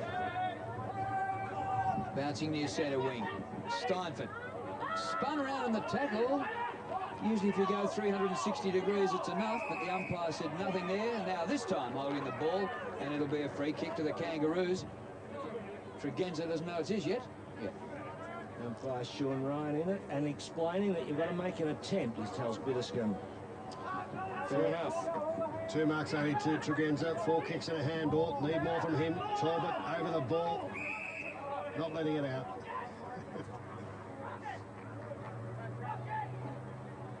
McCormick. Yeah, Lee Carlson's done a video on him, Ross, on Talbot, which is very interesting, isn't it? That he's such a good game as part of his study at RMIT. On his football. Yeah, on his football. That's right, Ross. What else do you think it might have been? Clayton goes up to the goal square. Motlop, one hand. Burke. They like it, Ross. They like it. Goal umpire likes it too. You can tell by the smirk on his face. 3 goals to 2 the Kangaroos in the quarter. Well, there's some big issues for Coburg. Here they have been commanding, but the Kangaroos just stay right in the game, and you've got to wonder, because if Tregenza and Lang start to get into the game and maybe pluck a few marks, what happens at Clayton? He's important. Motlop nearly had that. Clayton really getting into the game, 2 goals. Now he's had a hand in the 3rd goal, so it's starting to happen. They'll get a step in the gate too, the Kangaroos. They'll start to get the sniff. They took it forward from the centre bounce. The centre throw up by the umpire. It'll be thrown up again because we're still in the muddy part of the ground. Just 16 the difference. Only does Port this time. Not a bad bounce either. Taylor on the ball. Comes to Pagan. Puts it out wide. Edney. Here's a will-o'-the-wisp. There's no doubt about him. He gets one in the back from Hudson, because Hudson's his teammate. Good hand, Smith. Well, the whistle went. Smith wasn't sure what was going on. Yeah, he's brought it back. Good decision. Good work by the umpire, Chris Dunlin there. There was no advantage in the end. Did the right thing. Kick by Smith. Motlop up a mile, but up too early. Gives away the free. Not Sully. Is it the poor one? That old Christmas fable, isn't it, Phil? The donkey. Taylor. Steinfort, there he is, the tall one. He is tall. Pat Steinfort, 198 centimetres. On the lead, Poyas. They're going to laugh about that in training, Ross, if they get through. Poyas looks for Pettifer, and at the back, Zilla. Oh, Zilla! Don't know if he's taken a lot like that. I reckon as he was getting there, Ross, he was just trying to remember whether he had over the journey. And then he thought, well, it's about time. But that was a great grab. Well, he's entitled to have had Mad Monday last Monday. Yeah. At the end of Richmond's season. But it's the end of his career, so how mad was Mad Monday? And here he is taking marks like that. And he's plucked it out of the hands of Stuart Cooper. The lucky Stuart Cooper again. Zilla can make it 3 goals each in the term. And keep the margin respectable. 16 points now. 22 as he gets his first. Well, they need to keep kicking goals, Coburg, because the Kangaroos are threatening. It's a funny sort of game. It's a little bit hard to predict. Poyas puts it up. You see, he's got the nice run at it, Zilla. From behind, can those legs find it at not yet 30 years of age? I mean, he's a player, of course, who could continue for another year at this VFL level. Here's the tall one going up against Hale. Comes to McLaren. Just taking his eyes off the ball there, Sophie, but he's going to get the free kick. Good decision by the umpire. Quite clear, umpire Sully noticing that. He went straight over the top of him. Joel Sophie, every game this year. Burt climbing. Comes to Lang. Hand pass away. McCormick off the left. Looking dangerous now. Motlop. Oh, good mark. Thought about playing on. More than thought about it. Took a couple of steps. Tell you what, he's testing Carlson though, isn't he? Look at him. He's a smart player, this bloke. He is a smart player. There's great natural ability there. Just got to harness it. 4 years younger than his brother Shannon. This is Daniel Motlop. He kicked 2 goals in the second quarter. This for number 3. Beautiful. Yeah, from Wanderers in the Northern Territory. But you saw the way he went about that. He put the arm out, quite legal, holds Carlson off. Carlson's have been in very good form, but this kid, he worries anyone because he's got some great skills. He can jump, he can turn, he kicks well, he goes after the footy. Burke's been in it too, but Lang here sets it up, and you see the ball come out from McCormick, was that right? Yep. Yep, and he puts it up.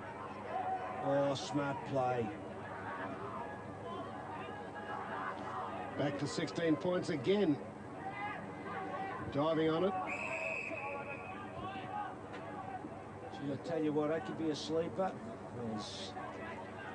Come on. Mickey Martin, you might try to get an interview with him, Roscoe. There's lots of AFL players there if we could. And it's a VFL day today and marked by Pratt. The mighty Mick will be going around tomorrow in North Melbourne's final. Breeze holds it up. In the back to Burke. Things running a bit the Kangaroos' way. Too many Coburg players up in that contest. There's about 4 or 5 of them. Burke kicks to the leading Tregenza. Won't get there, Motlop. Yeah, he's a worry, this kid. He is a worry for the Coburg back half. Look at him. Look at him. And you can see his man there, or the bloke who was on him only minutes ago, Carlson, unless they've changed it. No one to stop his run into the play there.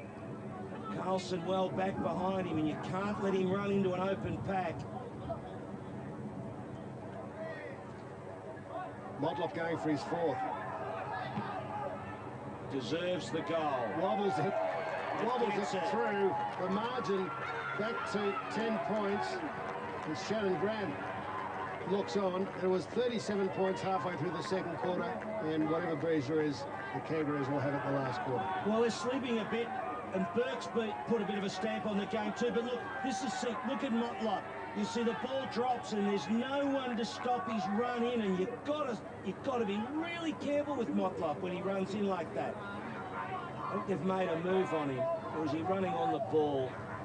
Keep an eye on that one. Just 10 points the difference now. Steinford rips it out of the middle, and the Kangaroos have lifted in this third quarter. They're doing this into the breeze. The hand pass back comes from Pratt, finishes up with Watson. Over the top to McLaren, who marks on centre wing. Joe McLaren. Lang tries to fight off his opponent, but Steinford comes across the face of the pack to mark. Big weekend for the Steinfords. Brother Carl was sensational last night for Collingwood in a rare appearance. And what a win that was, Brother Pies. Mills. Up towards half forward. Good running by Hyde. Didn't take the mark.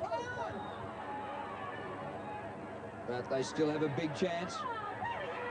It's taken here by Miller, who's just on. Gets it away. Is a goal for Coburg. So Weston was it that got the goal. That's good, really, for Weston. Well, Miller and Weston shared that one, and they've both been there for about a minute, you reckon? Well, Weston has been he's an important player in the side because he kind of represents the soul of the Coburg side. He's been around for quite a while, and he's been on the interchange today. He sprayed a couple of balls last week, but you'll see this as Miller puts it out to him, and he kicks the goal. Alan Richardson will tell you that it's important for Western to do well. He thinks it helps the side, the spirit of the team. So Alan Richardson bringing the changes, as did Paul Hamilton late in the second term, giving the youngsters, the enthusiastic youngsters, a go. Poyas, good. Mills, caught by Shannon Motlop. Got the hand pass away in time. Dangerous, McGrath. Breeze brings it back. Touched by Cooper. Whew. Breeze did draw it in, Ross. You're dead right. The other side being the attacking side. That's the side to score from. The wind bringing it in. I see a little rearrangements down in the Coburg back half. Carlson going on to Tregenza. Breeze getting more stronger. The Kangaroos have kicked 5 straight in this quarter as number 5 takes a mark at halfback, McCartney, and Coburg have kicked 4 goals too. So the Kangaroos will come home with the breeze in the last term. Oh, I tell you what, that wind is going very strong down the one end. Didn't hold up that kick. Bitterscombe across to Houlihan. His kick just inside the 50. Good effort there by Watt. Couldn't quite complete the mark, but a free kick to Motlop. Tell you what, I reckon Coburg, 4 goals, 3 goals, I reckon it's enough at the moment. It wasn't a Motlop. Look at that Cormac out of defence. So he picked up. Lowcock, close to the boundary line and out. I think I heard on the forecast that it was going to become more of a westerly. Now, I don't know, people argue the point about the direction of this ground, but it's starting to go swing down towards that left of square. Yeah, it sure is. And the flag on the flagpole at centre wing, just in front of the Norm Goss stand, is bending that flagpole at the moment. So it has definitely picked up. And the Kangaroos will come home with it, and they trail by 17 points. Gee. Could have a great finish here. I reckon it's going to be very tight. Coburg not able to shake them right off, Drew. The Roos have got 5 into the breeze. The Tigers 4 with it. Zilla there. Should get it out. He's not tackled though, so there'll be a bounce.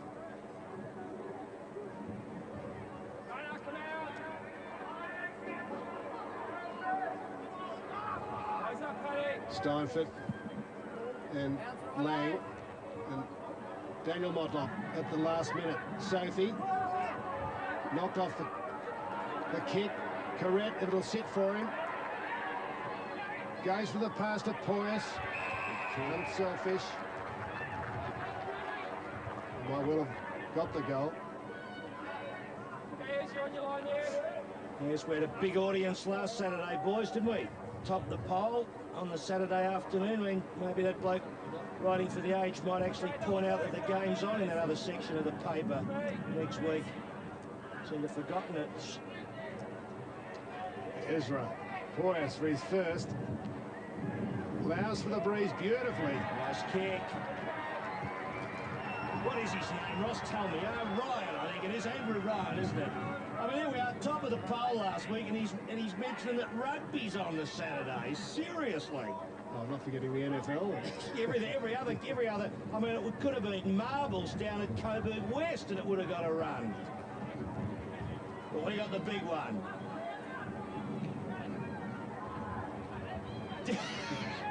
So Poyas gets a steadier for the Tigers. What am I laughing about? No, I just had a strange thought go through my head. But Coburg just getting a bit tougher. Feeling that they've got to kick more goals. Well, Weston, hand pass comes back. Poyas out of the middle. McGrath caught behind on this occasion. Watt pulled off his kick by McGrath. Holding the ball, umpire. And McGrath's kick smothered. Back to Mills. Hurried left footer. Good pick up by Watson. That's out on the full. Now that's a clear, Drew, that last episode, it's prior opportunity. The bloke is grabbed. He tries to kick the ball and it does not hit the toe of his boot. Quite clearly, that is holding the ball. No, it couldn't have been out on the full because the umpire said it wasn't. So it's a boundary throw-in. McCartney. Late in the third quarter, McCartney with a big grin there with Garth Taylor. Blood rule here. Just a reminder that the winner plays Port next week in the preliminary final. And we're on air tomorrow for the other semi-final, which will be a beauty between Sandringham and Geelong. And same time, same station, 1 o'clock here tomorrow from Tiac Oval, Port Melbourne. Yes, indeed. Everyone says yes. The Cats under Ron Watt are the side to beat. They have been all year, and tomorrow they're the favourite. But the Zebras, they do turn it on in finals. You'd reckon it'd be a tough ask for them. There's plenty to go in this game, though. 23 points in it. I tell you what, Coburg are going to have to fight hard in the last quarter. About 4 minutes of play left in this term. Lane goes for the boundary line. And Western beaten there. You can see the wind really whipping up the trees behind the goal. Newman gets attention to the blood there. Top left of the screen. Really gusting straight down the ground to the left. Tigers kicking with it. McGrath up. Harris been pretty quiet. McCartney had a kick on the knee in the first half, but he's back okay. Chases on. Tregenza, he hasn't been able to do it. Edney might have got a trip. Falling on it, Tregenza grabs it, gives it to Stevens. Can't get around Edney. Squirts a kick up, Lowcock the spoil. Talbot stood his ground well. Houlihan, good hands. Weston, unorthodox. He's put down on the feet of McGrath downfield. Or will it go to someone else? Hudson or McGrath. Either will do. Yeah. The umpire there was umpire Donlan, got to the spot quickly. This is one of the values of 3 umpires too. In the old days, a bloke would head up about 5 metres, Ross, you know, when where it landed. The umpire would have to work out where it was. Yeah, McGrath almost took the mark, so really should be his kick. Look at that wind. He's going for number 4. That's 3 posters to the Tigers this afternoon. And they might realise how important that was to kick the goal. My word, Drew, you just feel this game has got a quarter to go, but there's a fair bit of pressure on it. You can see how difficult it is for the Kangaroos to be bringing the ball into the breeze in this quarter. That's Dylan Smith up to Burke, short of centre wing. Burke's hand pass out in the green grass. There's no one there. Smith using a good bump. Harris, his housemate. They're both in there after it. The umpires put the whistle away and eventually circles the P. You do this in research. Oh, no, no. Well, Dylan Smith is a cousin of Brad Smith, a bloke I worked with for many, many years. You haven't been out searching blokes, you haven't been stalking blokes, have you? I know all about Dylan and Harris. 2 young blokes making their way in the world and probably doing okay. It reminds me of that great story, Drew, in the VFL a couple of years back, Ross, where I think an umpire reckons he got followed home after the tribunal by a player, didn't he? I think the bloke got a few weeks and he wasn't very happy. Steinford knocks it goalward. Tried to at least. Taylor. Oh, and that came off the foot. Umpire says, I'll throw it in. The idea of Drew travelling around Melbourne followbacks to see who they live with. That's really attractive, isn't it? That's a serious media bloke. Oh, I'm glad I was able to explain it. Question about notice. Lang and Steinford go at it. Clayton. Kept it in or through the legs of Harris. Burke. Dangerous, but found Smith. Oh. Quick kick by Lang. Tregenza in front. Has it fisted away. Burke. Nice work. Shannon Modlop to himself. Rides the bump. Good vision. Play. Oh, look at those free players, Ross. Stevens. Oh. McLaren. Can he top it off with a goal? He's way wide with the kick. Out of bounds on the floor. Poor by McLaren. He had a week. And the rebound. Wasting no time. No time is Houlihan. Out to Talbot. Yeah, it's downfield without a doubt. On the run is Mills. And a shot for goal by McLaren 1 minute might be a goal to Coburg the next. Kick by Mills to centre half forward and Edney just underneath it. Hudson, ball knocked away from him. Comes to Watt. Siren. Well, it's only 4 goals and the Kangaroos will come home with this strengthening breeze in the last quarter. It might go all the way to the wire. 13-11 to 10 goals 5. I tell you what, Alan Richardson at three-quarter time will not be completely happy. He mightn't put that to air because the camera will be on him. But I tell you what, he'd be concerned about this. They're kicking into the teeth of the breeze. It's definitely stiffened up to the left of the screen. And these Kangaroos, have a look at them. They reckon they're a bit of a chance, and they are a chance. Coburg, I don't know whether they're taking the foot off the gas. They just haven't converted at the rate they should have. And I would suspect they know it. We are in for a very tense final quarter. And this side, the Coburg side, is going to have to fight very, very hard. And I tell you what, Drew, they're going to have to score goals to win the game. They're going to have to score goals into that breeze, I would think. All right, so it's, what, 24 points in it. 4 goals. Sure, that's not a bad buffer zone. But I tell you what, if the Kangaroos get on a roll and Tregenza and Lang happen to pluck a couple of marks and Motlop does one of both those Motlops start doing something, in particular, it's Daniel Motlop has kicked 4 goals, in fact. Anything's possible. So there you see it. Motlop, he's a danger. Hudson, they need him, and McGrath to slam through a couple. So we are in for a big last quarter. Well, the Murray Kangaroos did prove you can score goals into the breeze. They got 5 straight that quarter. But at the last change, it's Coburg 13-11 to the Kangaroos 10 goals 5. Beverly. Thanks, Drew. Let's get to the other AFL match being played this afternoon. Of course, it's the elimination final between Essendon and West Coast at Colonial Stadium. And Essendon out in front after just one quarter, 3-4-22 to the West Coast 2-2-14. Paul Barnard, Mark Bolton, Gary Moorcraft, 1 each for the Dons. For West Coast, Daniel Kerr and Ashley Sampi with 1 each. Results from race number 5 now from Flemington. And if we take a look, number 9, Innovation Girl, paying $2.40 for the win from Cool Trent, and Titanic Jack, just $147.30 the trifecta payout. Just a reminder too, if you'd like to join us Monday the 16th for the Liston Trophy, the VFL's best and fairest, the ABC will be bringing you live coverage from 1 o'clock, from 1 to 2 on Monday the 16th. So tune in to find out who the best and fairest is for 2002. And Drew, I thought you'd like to know that it's the Victorian Women's Grand Final tomorrow, and that is being contested out at Whitten Oval. Is that right? It is. Actually, I didn't really have a close look at the girls at half-time. I don't think they'll be playing. Yes, I don't think they're playing in the grand final. Like a school game this half-time. It's almost like a Loz kick. With the binoculars. He had the binoculars out, Beverly. He's telling you a porky pie. Untrue, ladies and gentlemen. He was just checking that they were girls. Yeah. Yes, he likes to make sure. Now, here is the huddle at half-time for at three-quarter time for Coburg. And Danny Frawley's out there. We've also got Darren Crocker amongst them. Now, Coburg came in as favourites.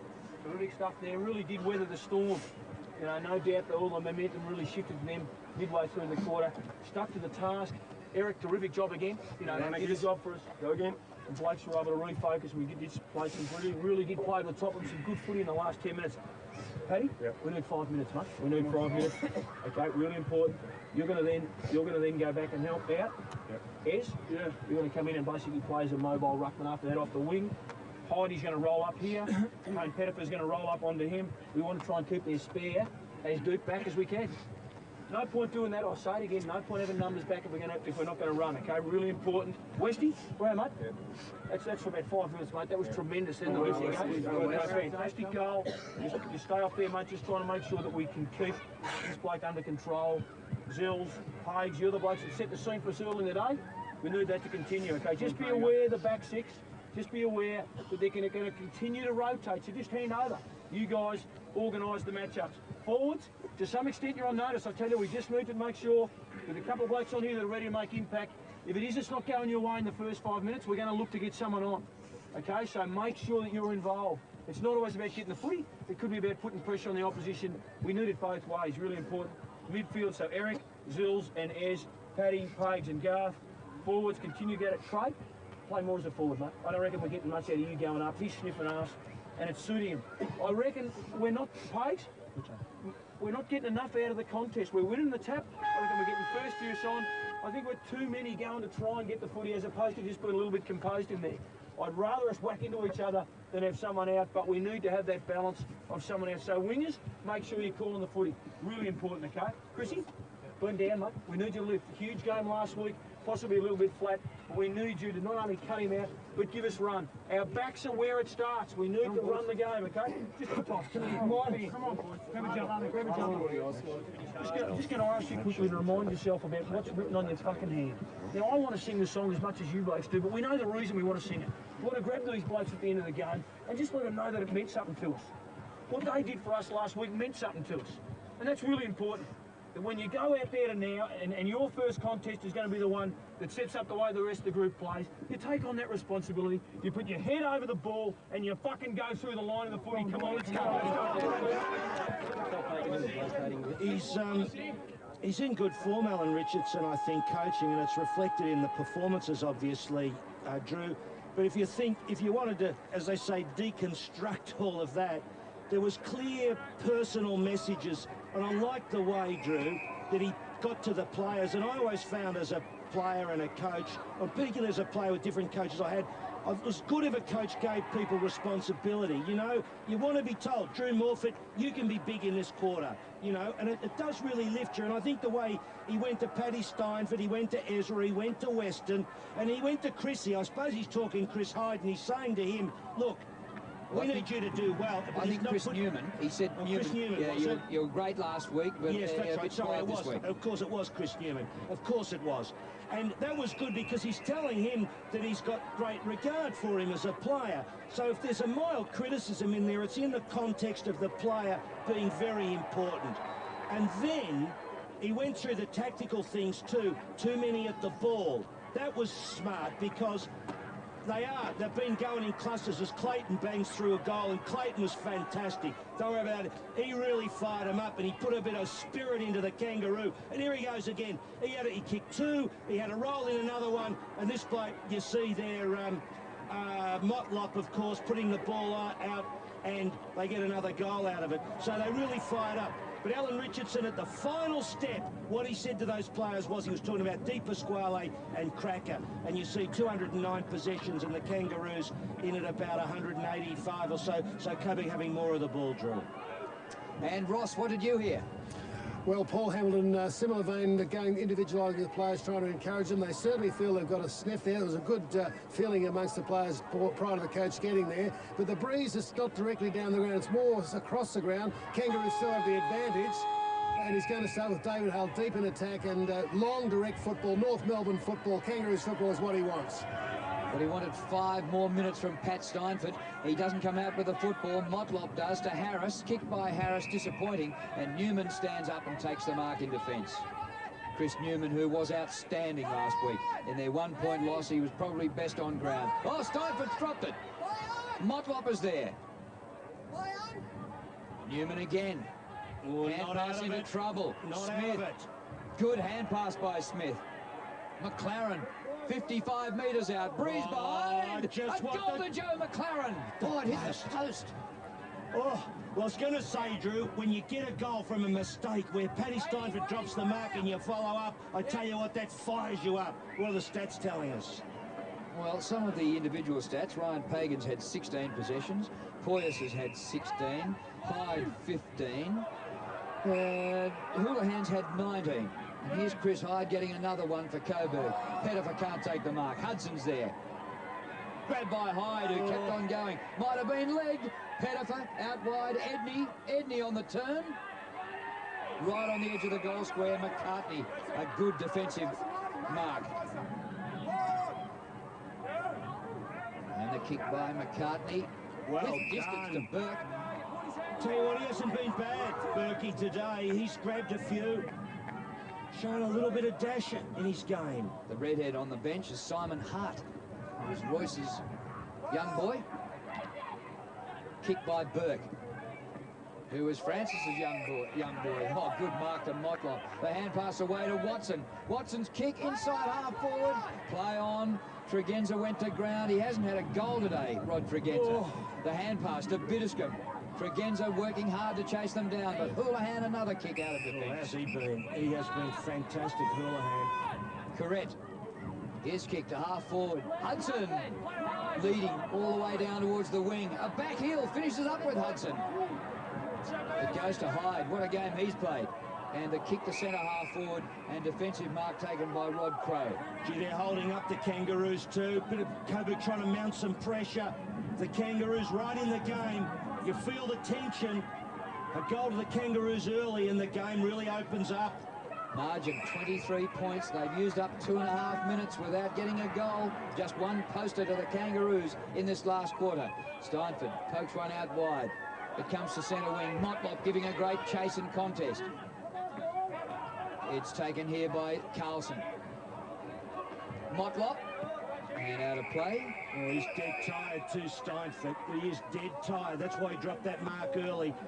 And Alan Richardson knows that at three-quarter time. He said, give us 5 minutes. I think you'll find he might have to have a breather, but will he labour on? So he works with Lang, who's got the rucking duties with Hale down deep for the Kangaroos. Good work. Crow to Smith. Flying with Burke. Falls at his feet. Opportunity. Stevens. Put it to boot quickly. Well done. And Tregenza. At last. Yes, could get his first.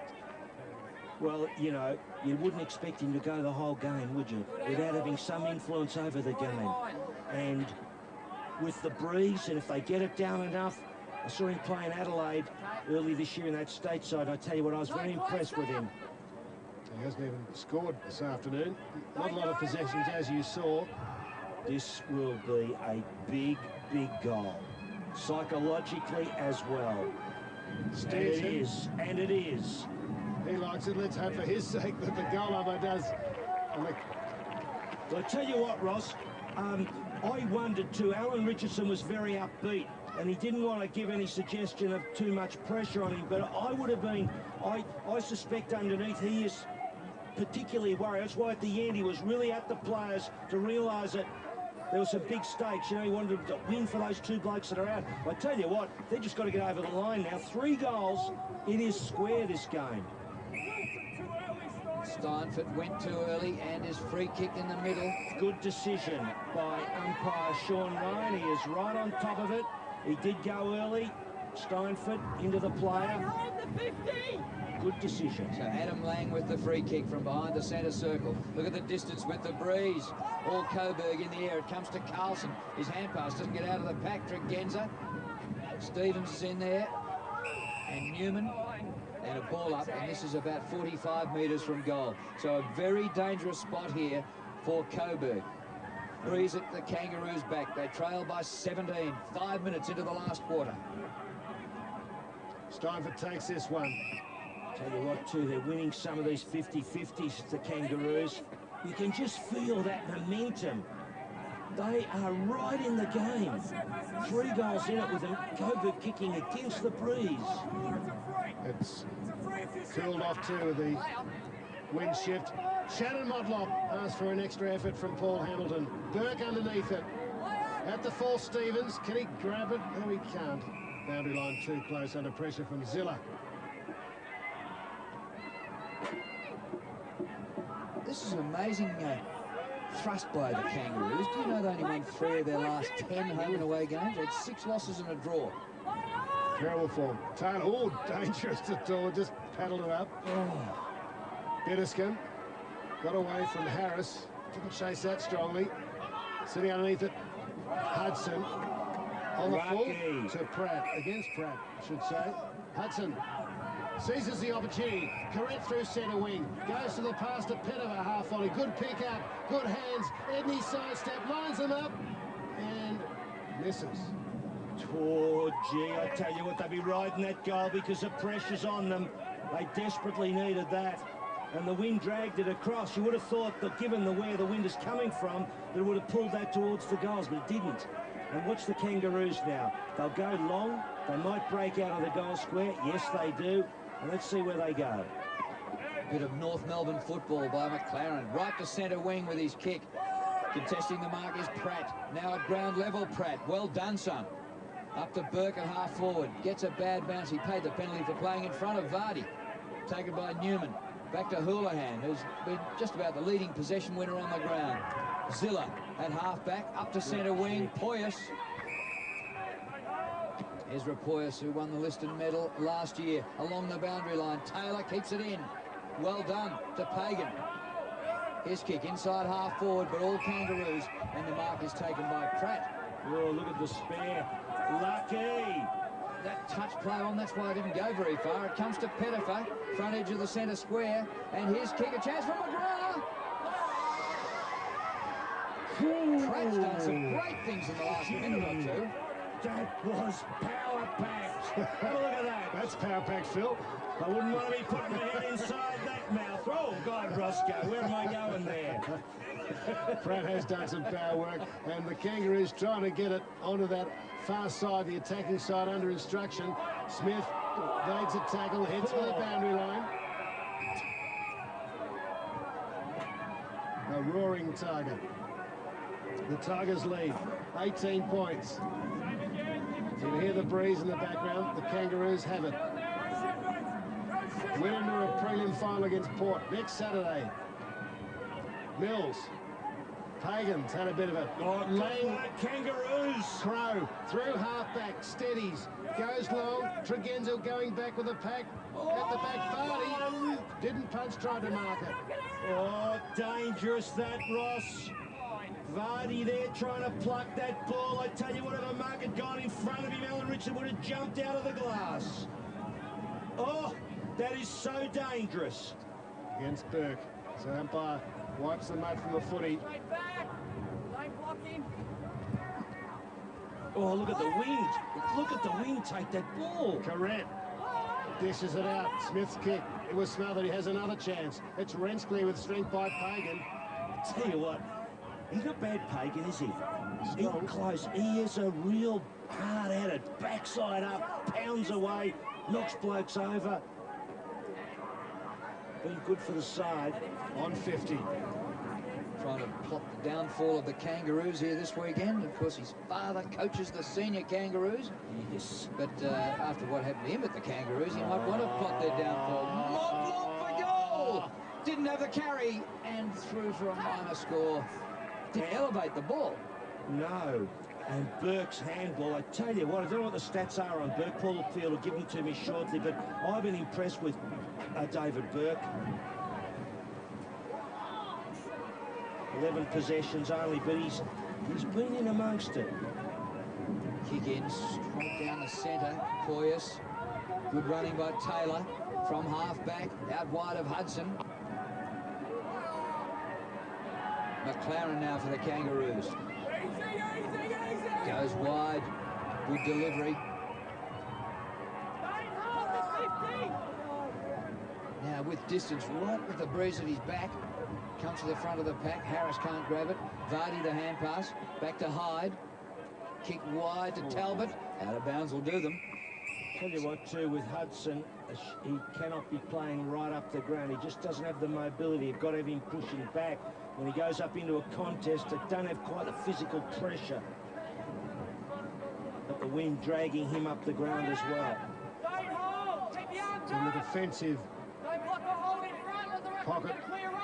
Kangaroos don't really want it here. Prefer the other side. Out to Daniel Motlop. Running the wrong way. Very high. Travel 15, though. Oh, bounce off Carlson's chest. Shannon Motlop. Oh, gee, they're winning those, Ross. Sophie kicks into Carlson. Edney. Well, still in play. Clayton. Chance for Motlop. Danger. Puts it out. Well, that's good vision. McLaren's clear. Too far out to score. Goes for the pass, and it's intercepted. Smith couldn't get forward. Pagan right in the way. It was an interesting manoeuvre by Pagan. He opened his legs. I don't know what he was trying to do. Catch the ball in a strange spot. Houlihan, hasn't he had plenty of it? Coming into the side. Through Vardy it goes. Talbot. Looks about 20 years older than he really is. Out towards centre wing. Zilla. Oh, fumble. Could be costly. Harris. Well, Harris charged at Zilla. Left the ball behind. And what's a free kick to Harris? Yeah, well, Zilla, after that incident, gave away the free kick on him. He interfered with him. That was a good decision by the umpire. Well, no distance by Harris with the breeze, but it might be all good. Hands by Motlop. His left footer out in front, Tregenza. Couldn't take the mark, and the ball out of play about 40 metres around from the behind post. Biddiscombe just having a bit of a stretch against the paling fence. Still 17 the difference.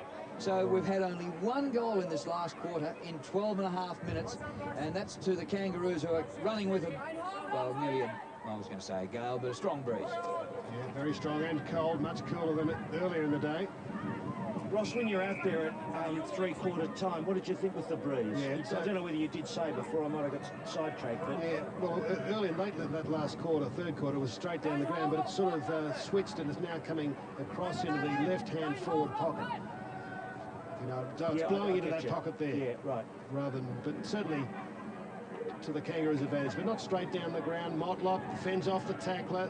He's been asked for a lift and he's giving it to his coach. Clayton, centering kick. Can he spot him in? Oh, good mark. Newman, great interception. Stevens chases, good work. And then bad work, gives it 50 by pushing Newman in the back. Advantage to McGrath. He could get his fourth goal. He's missed. Pettifer, though. Will he run around? He surely will. He wouldn't want to do a sad rocker. Got it. Got it. Rocker. And a relieving goal for the Tigers. You'd have to call yourselves unlucky, the Kangaroos, wouldn't you? Like to give away a free kick. They had the game stitched up there in the middle. Newman, wasn't it, running through? Yes. Was it Newman who he had nowhere to go? Look, he doesn't know what he's going to do. So he bangs it. Look at the Kangaroo players. And then, because they've stopped. They stopped with the umpire's call. And he's given advantage. Oh, gee. Talbot into the ruck. Steinford must be having a breather, is he? Well, Coach Richardson asked Steinford for 5 more minutes at three-quarter time. He gave him 14 minutes. Yeah, and Talbot has played in the ruck, been thrown into the ruck in another game. I think it might have been the Tassie game. And Poyas was told at three-quarter time that he'd become a mobile ruckman. He was in the centre there then for that ball up. Motlop, this is Shannon Motlop, the older. Gee, I'll tell you, you've got to give it to these sides. Haven't they gone at it? Gee, Motlop there, is he okay?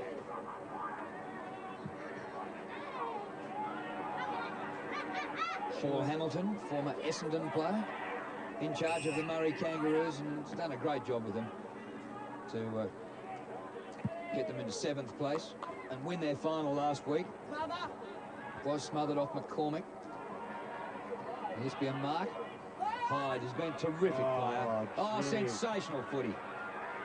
And the kick wobbles to out of bounds. That's okay. That's a good result. You know, he shouldn't have got that, Drew, should he? No, he was gone. He really, the blokes, the Kangaroos really had a goal set up for them. He ran with the flight of the ball, going the wrong way, and he ended up winning the ball back. Like a magician. Foot's on. He went up far too early. Oh, but that was smart. That was smart.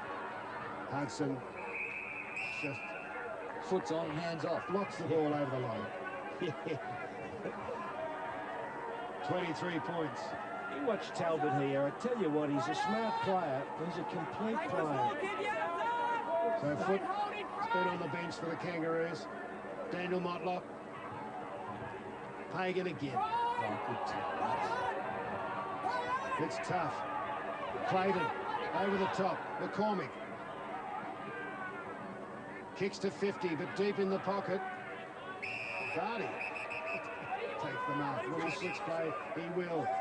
You'll have to mark in defence if you complete the mark. Yeah, well, he was right on that occasion. The ball did carry. Forrester Houlihan. Now, nothing really to kick to. Pettifer doesn't lead up the ground. And forced to kick to the boundary line. McLaren takes possession. Stevens, bit too cute. Beautiful play by Newman to Pettifer. He in turn knew McGrath was there. He gets around 2 men, feeds it off to Pettifer, kicks a big torpedo from 50. Bit too grand, and the Kangaroos, no, they won't. Edney intercepts, Zilla puts it to boot, and kicks wide. Hudson with arms in the air, there he is. There he's telling them. They should have gone, centered the ball. Should have centred the ball. And the torpedo came back like a boomerang. I don't know what Pettifer was doing. He was caught a bit inside out, really. That's why he didn't drop punt it. Jason McCartney. That has gone about 70 metres near centre wing. Well done, Smith. Robbed of the footy by Qtrs. Comes to Talbot. Hand pass Zilla. Hurried right footer. Wide to Edney. And out of bounds, throw in. So it's still 23 the difference. It had been 24 points at three-quarter time. So the Kangaroos have picked up just 1 point in 17 and a half minutes. Rainbow in the background. The rain has gone past Port Melbourne. Now the sun's out. But I don't know whether the sun's out on the Kangaroos' chances because they haven't made up enough ground with their wind advantage. Gee, there's so much physical stuff going on in the packs. It's really good stuff. Blokes have to fight hard for possession. Umpires have done a very good job in trying conditions. Haven't missed much. That little scoreboard is wrong. Doesn't change since. Yeah, I keep writing that same score down, Ross. I'm going mental. Half time. They'll update it at full time. They only put the score up twice a day. The Tigers lead by 23 points. Pettifer and Cooper go to ground. Is there a message in that scoreboard? I don't know. It might be something. Well, our Kangaroos man takes away our afternoon tea, and it was great again. Thank you very much. Port Melbourne did it. Port Melbourne. Phil. Cardinal sin. Here's Qtrs. He's run down. No, mistook the colours there. It's very, very yeah, well. That's very. Right. There we got the barra underneath. Yeah, thank you. Good excuse for it, Phil. I do struggle a bit with colours too occasionally, Ross. Colour impaired, you are. Here's Lang in the ruck. And Hale. Is Hale still down forward? He's having a rest. No, he's down. Lang doing the ruck work. Taylor. On screen, the Tigers in attack. Hagan and Mills. Lang. Yes, it was McCormick.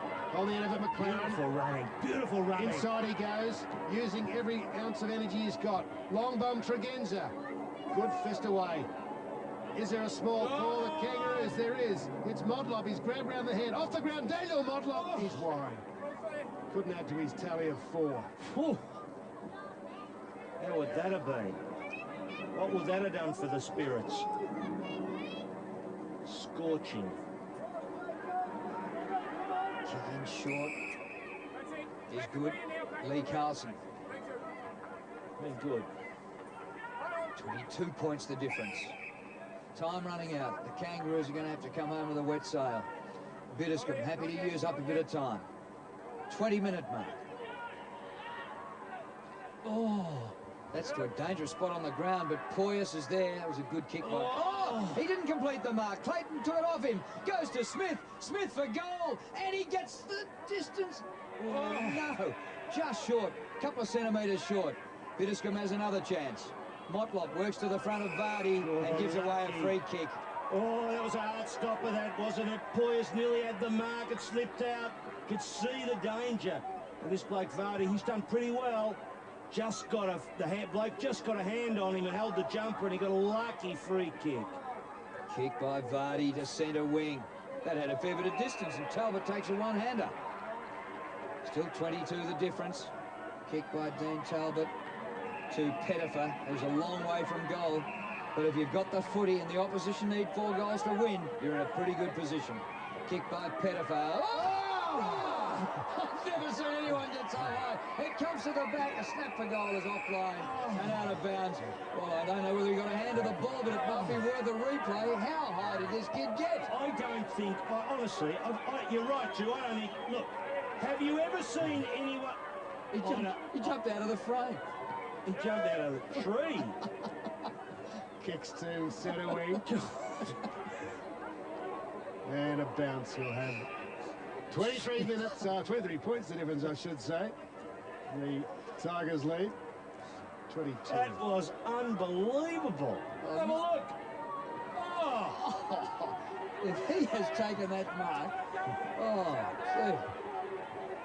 Fisted away by Daniel Motlop. Carlson. Oh, lucky. Gee whiz, that's... Tackled high. Shannon Motlop disappointed. Sophie told to get out of the action. Carlson assesses the options. Good kick. Kicks towards Poyas, under pressure from Daniel Motlop, takes the mark. Congested forward line, heads to the square, hides there. McGrath is there too. McGrath puts it to boot. Pagan couldn't get it. McGrath tries a fresh air shot and Lowcock rushes it through. Pat Steinfort looks anxiously. The captain of the Tigers, watching his teammates, well, with Weston and Hart, hasn't had much game time. Motlop gains some distance for himself and spirals the ball to the centre circle. Punched on by Lang. That's real North Melbourne style. Comes to Carlson. He's grabbed by McLaren. Hand pass is knocked down. It's all Kangaroos. Smith, a high ball. Oh, excellent. Mark Flaherty getting back. And I'm not sure why he wanted to play on so quickly there. Talbot could have used up 20 seconds going back and pulling up his socks. Talbot again. Hyde. He's been excellent. He's kicked a half forward. McCartney for the Kangaroos. Drops the mark. Goes after the footy again. Oh, gee, at ground level, Coburg have been good. Once McCartney lost that. Well, 4 goals can still win the game, but the Kangaroos have only kicked 1 in this last quarter. So it'd be one of the great miracles of all time if they were to get up. Oh. Bit going on. Maybe the Kangaroos, seeing their season about to come to an end, are going to finish with a flurry, if not of goals, well, something else. Yes, indeed, and Coburg players need to be smart about that, and his shot is get in first for the ball, and you pick up the odd free kick. Bit happening there, and by Donlan with the job. Stolen by Mills. Reverse kick into the square. Hudson holding his man, Pratt. Well, I might have seen it wrong. Maybe they're both holding each other. No, I don't think Hudson was going to actually tell the umpire that he was holding the other boat. He's not that fair. He's pretty fair. He's pretty fair. I have turned him into a saint over the last 2 weeks. I probably have to look for his bad spots. Well, now it is 4 goals the difference, but there've only been 2 goals in this quarter, so that it won't be the longest quarter of the game. And here could be the sealer as Edney dives into Mark Lowdown. Correct there, bounced off the pack and slipped the ball forward. And can you believe that? Pressure just easing a bit on the Coburg side. Craig Edney about to put Coburg into the preliminary final next week and to dump the Murray Kangaroos out for season 2002. Even a point would do that. Quarter, Coburg Port Melbourne preliminary final. Wow, that is big. That's like the old days. Craig Edney for his 2nd goal for the day. Wow. Makes 25 points the difference, though. Oh, Alan Richardson, you still ride these when you're the coach. You ride every little kick and possession that you get into time on because you're always conscious that anything can happen in a game of football. And then a miracle, Phil, an absolute miracle. Pratt goes to Hale. Lang's there too, doesn't go up. Talbot does. He's terrific, this bloke, honestly. He is just a fantastic play. Gone into the ruck in the last quarter and been absolutely brilliant. Finds Pettifer. Lead wide by Mills, who found some space. Daniel Motlop trying to march behind, almost did. Oh, nice gather by Crow. Sidestep, could he find a man? Standing still was Lowcock. Nowhere to go. Todd on the line, McLaren. I think McLaren, it's Trenfield, couldn't keep it in. Spent most of the time on the bench. As Nick Trenfield. Vinny Taranto there, the runner, you see him there, behind the boundary umpire. There's urging them on. Talbot rucking with Lang, who's had the duties this quarter. Zilla gets a free. Vinny, of course, played more than 200 games with Coburg, 2nd after the late Dave Starbuck. Premiership player in 88, 89. Drank a lot of coffee, Phil. Not much of a drinker, I think. Mills. No, it's Mills. Houlihan, how can we not recognise him? He's been brilliant. Kicks towards Flaherty. Almost brought it down. Daniel Motlop McLaren didn't have time to look. Who's underneath it? Burke gets cleaned up. Lowcock. Still with the ruse. Clayton. Shannon Modlop in front of Hyde. And there's the siren. And Coburg advanced to the preliminary final, disposing of the Murray Kangaroos by 25 points. Well, they led at every change. They led by 12, 21, 24, and eventually 25 points. And they'll go on to play Port Melbourne next week. Well, and they're only getting better too. Houlihan, I tell you what, he played a tremendous game in the back half. And that bloke, Talbot, centre half back, full back, he was all over the place, and he went into the ruck in the last quarter and was just terrific after they rested Paddy Steinford. He's a tremendous player. Poyas was pretty good. I think there were some good signs there for Coburg. Hudson, handy again, 3 goals. Best when he plays back. But there's some good signs, and we are set for one of the old-style big preliminaries. The first time since 1982, I think, I'm pretty right about that one, it has to be, since Port Melbourne and Coburg met in a preliminary final. And that one back then at the Junction was a very nasty affair, Drew, I can tell you. There were a lot of fisticuffs at the Junction Oval that day, and Port went on to win the premiership the next week against Rayshaw's Preston. So, there you have it, a big game we've got next week. Be fantastic, some great stuff there. Is that Marty McGrath that we're looking at? Yeah. He just can fly through the air like you have never seen before. He's worth the price of admission on his own. He sure is. I tell you what, you want to get along next week. Let's have a look at the power play of the day. And Coburg, McGrath up early, and that was power.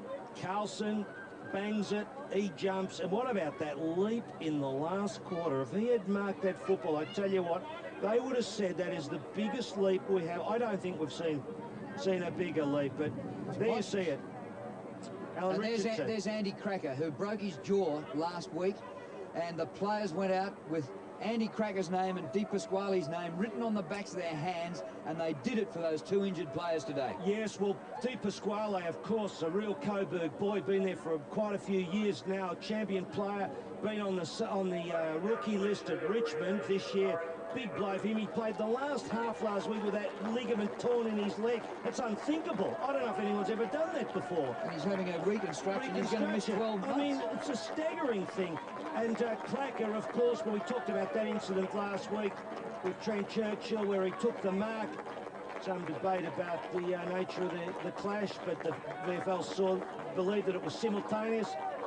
And our man Ross is down there in a very excited huddle. Roscoe, over to you. Thanks, Phil. Well, Adam Houlihan is clearly best young around the TXU ABC player of the day, and I can tell you, viewers, that he's a very modest and reluctant champion. He wanted to give it to someone else, but there we are. Thanks, congratulations. Mate. Thanks. Terrific game, over 30 possessions, and out, was it with a hamstring, was it, last week? Yeah, missed with a hamstring last week just during training, but come up well today and felt good. Usually it's 2 weeks. What, you got some miracle cure? Yeah, the boys down at Richmond, Matty Hornsby, he's a genius, so he got me up, so it was good. So now you're into a prelim final. Pre-match, missing Andrew Cracker and Christian Di Pasquale. You had a bit of a message. Yeah, mate, we got him on there. Crack and Dipper and a few other boys that missed out. We've been good all year, and you know, when it was tough times, we're just going to put our head down and bum up and win it for them boys. And you were very keen to start well. You weren't playing last week, but the team sort of let Werribee get away a bit. And, yeah, we really looked at that during the week and said, look, we've got to start well because Murray Kangaroos is a good side. So, and we did that, and we held on, which was good. Any sad feelings for the Kangaroos? You're up that way, aren't you? Yeah, no sad feelings at all, mate. Good on you. Adam Houlihan, congratulations. Good feeling down here for the Coburg Tigers, our man of the match. Good on you, mate. Yeah, one of the famous Houlihan family. 4 of those boys have been drafted. I think 3 of them have actually played league footy, and the 4th is on St Kilda's list this year. They've been a great family. They've been shunted around a little bit, you know, a couple of moves of clubs, but he played well today. Well, I suppose he was fantastic. He's got beautiful skills. A lot of his possessions, I suppose, were in open territory. That's the only issue. And that's going to be the challenge for him, to win more possessions in the territory, you know, in contest. But he's a brilliant player. He steps clear of players. He gives you great rebound, and he was very good. It was a great game, really, Drew, you know. What about physically tough? Pat Steinford, captain, Yeah, assistant coach, hadn't played for Yonks, comes on and plays until about midway through the last quarter. Yeah. Fantastic, really. It's a funny thing in football, but often you have these kind of ruckman blokes, the big fella who takes the bounce, and he gives you all that confidence, and it's always important if he's a good bloke as well. And you find he's got that great attitude, you know, and I think it really gives you soul, and today you saw it. They're a good side. And here's Paddy with Hutto, and there was Roscoe. Yes, smiles all round, old Pat, captain, a great captain's effort today. How was the shoulder? Yeah, it's okay. I felt it a bit in the third quarter, and it just started to get sore and sore as the game went on. But with the week ahead of us, I'm absolutely positive I'll get up for next week. And Alan Richardson asked you for 5 minutes. You can't tell the time because you had him 15. Yeah, I'll have to ask him about that one. But I was happy. I was more than happy to stay out there. I was pretty dirty to come off, actually. Good on you, well done, Pat. Well led. And Paul Hudson, great game from you too. And you were the man of the idea for the thing on the message on the wrist. Yeah, we had cracks and dippers initials on our wrist just to remind us how we got there. They're two guys that have tipped forward the way we've gone about it as a side, and you know, poor old Crack with his broken jaw. The guys went up and saw him in hospital Monday night. Everyone went up and saw him, and then Christian Dipper squalled trying to convince the doctors and that he didn't have a knee problem and was down there doing weights on Monday. So he was doing anything he could to try and play, but unfortunately he needs a knee reco. So the good feeling of the Tigers is life after AFL, is it? Yeah, for sure. I mean, yeah, we're back on even terms now, so you know, there's 4 teams left in it, so hopefully we'll be back down here again, I take it, against Port. So if we can get over the line there, it'll be a good way to finish off. Good on you, Paul, and you got a new fan up there in Phil Cleary. Loved your tackling. Oh, beautiful. Thanks, mate.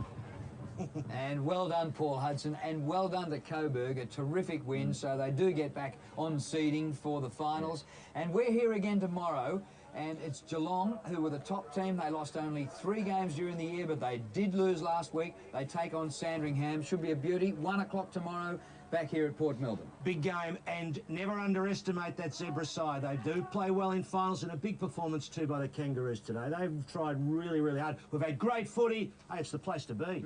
See you tomorrow, Beverly. See you, Drew. Thanks, boys. And we'll be back again at 1 o'clock tomorrow. But before we go,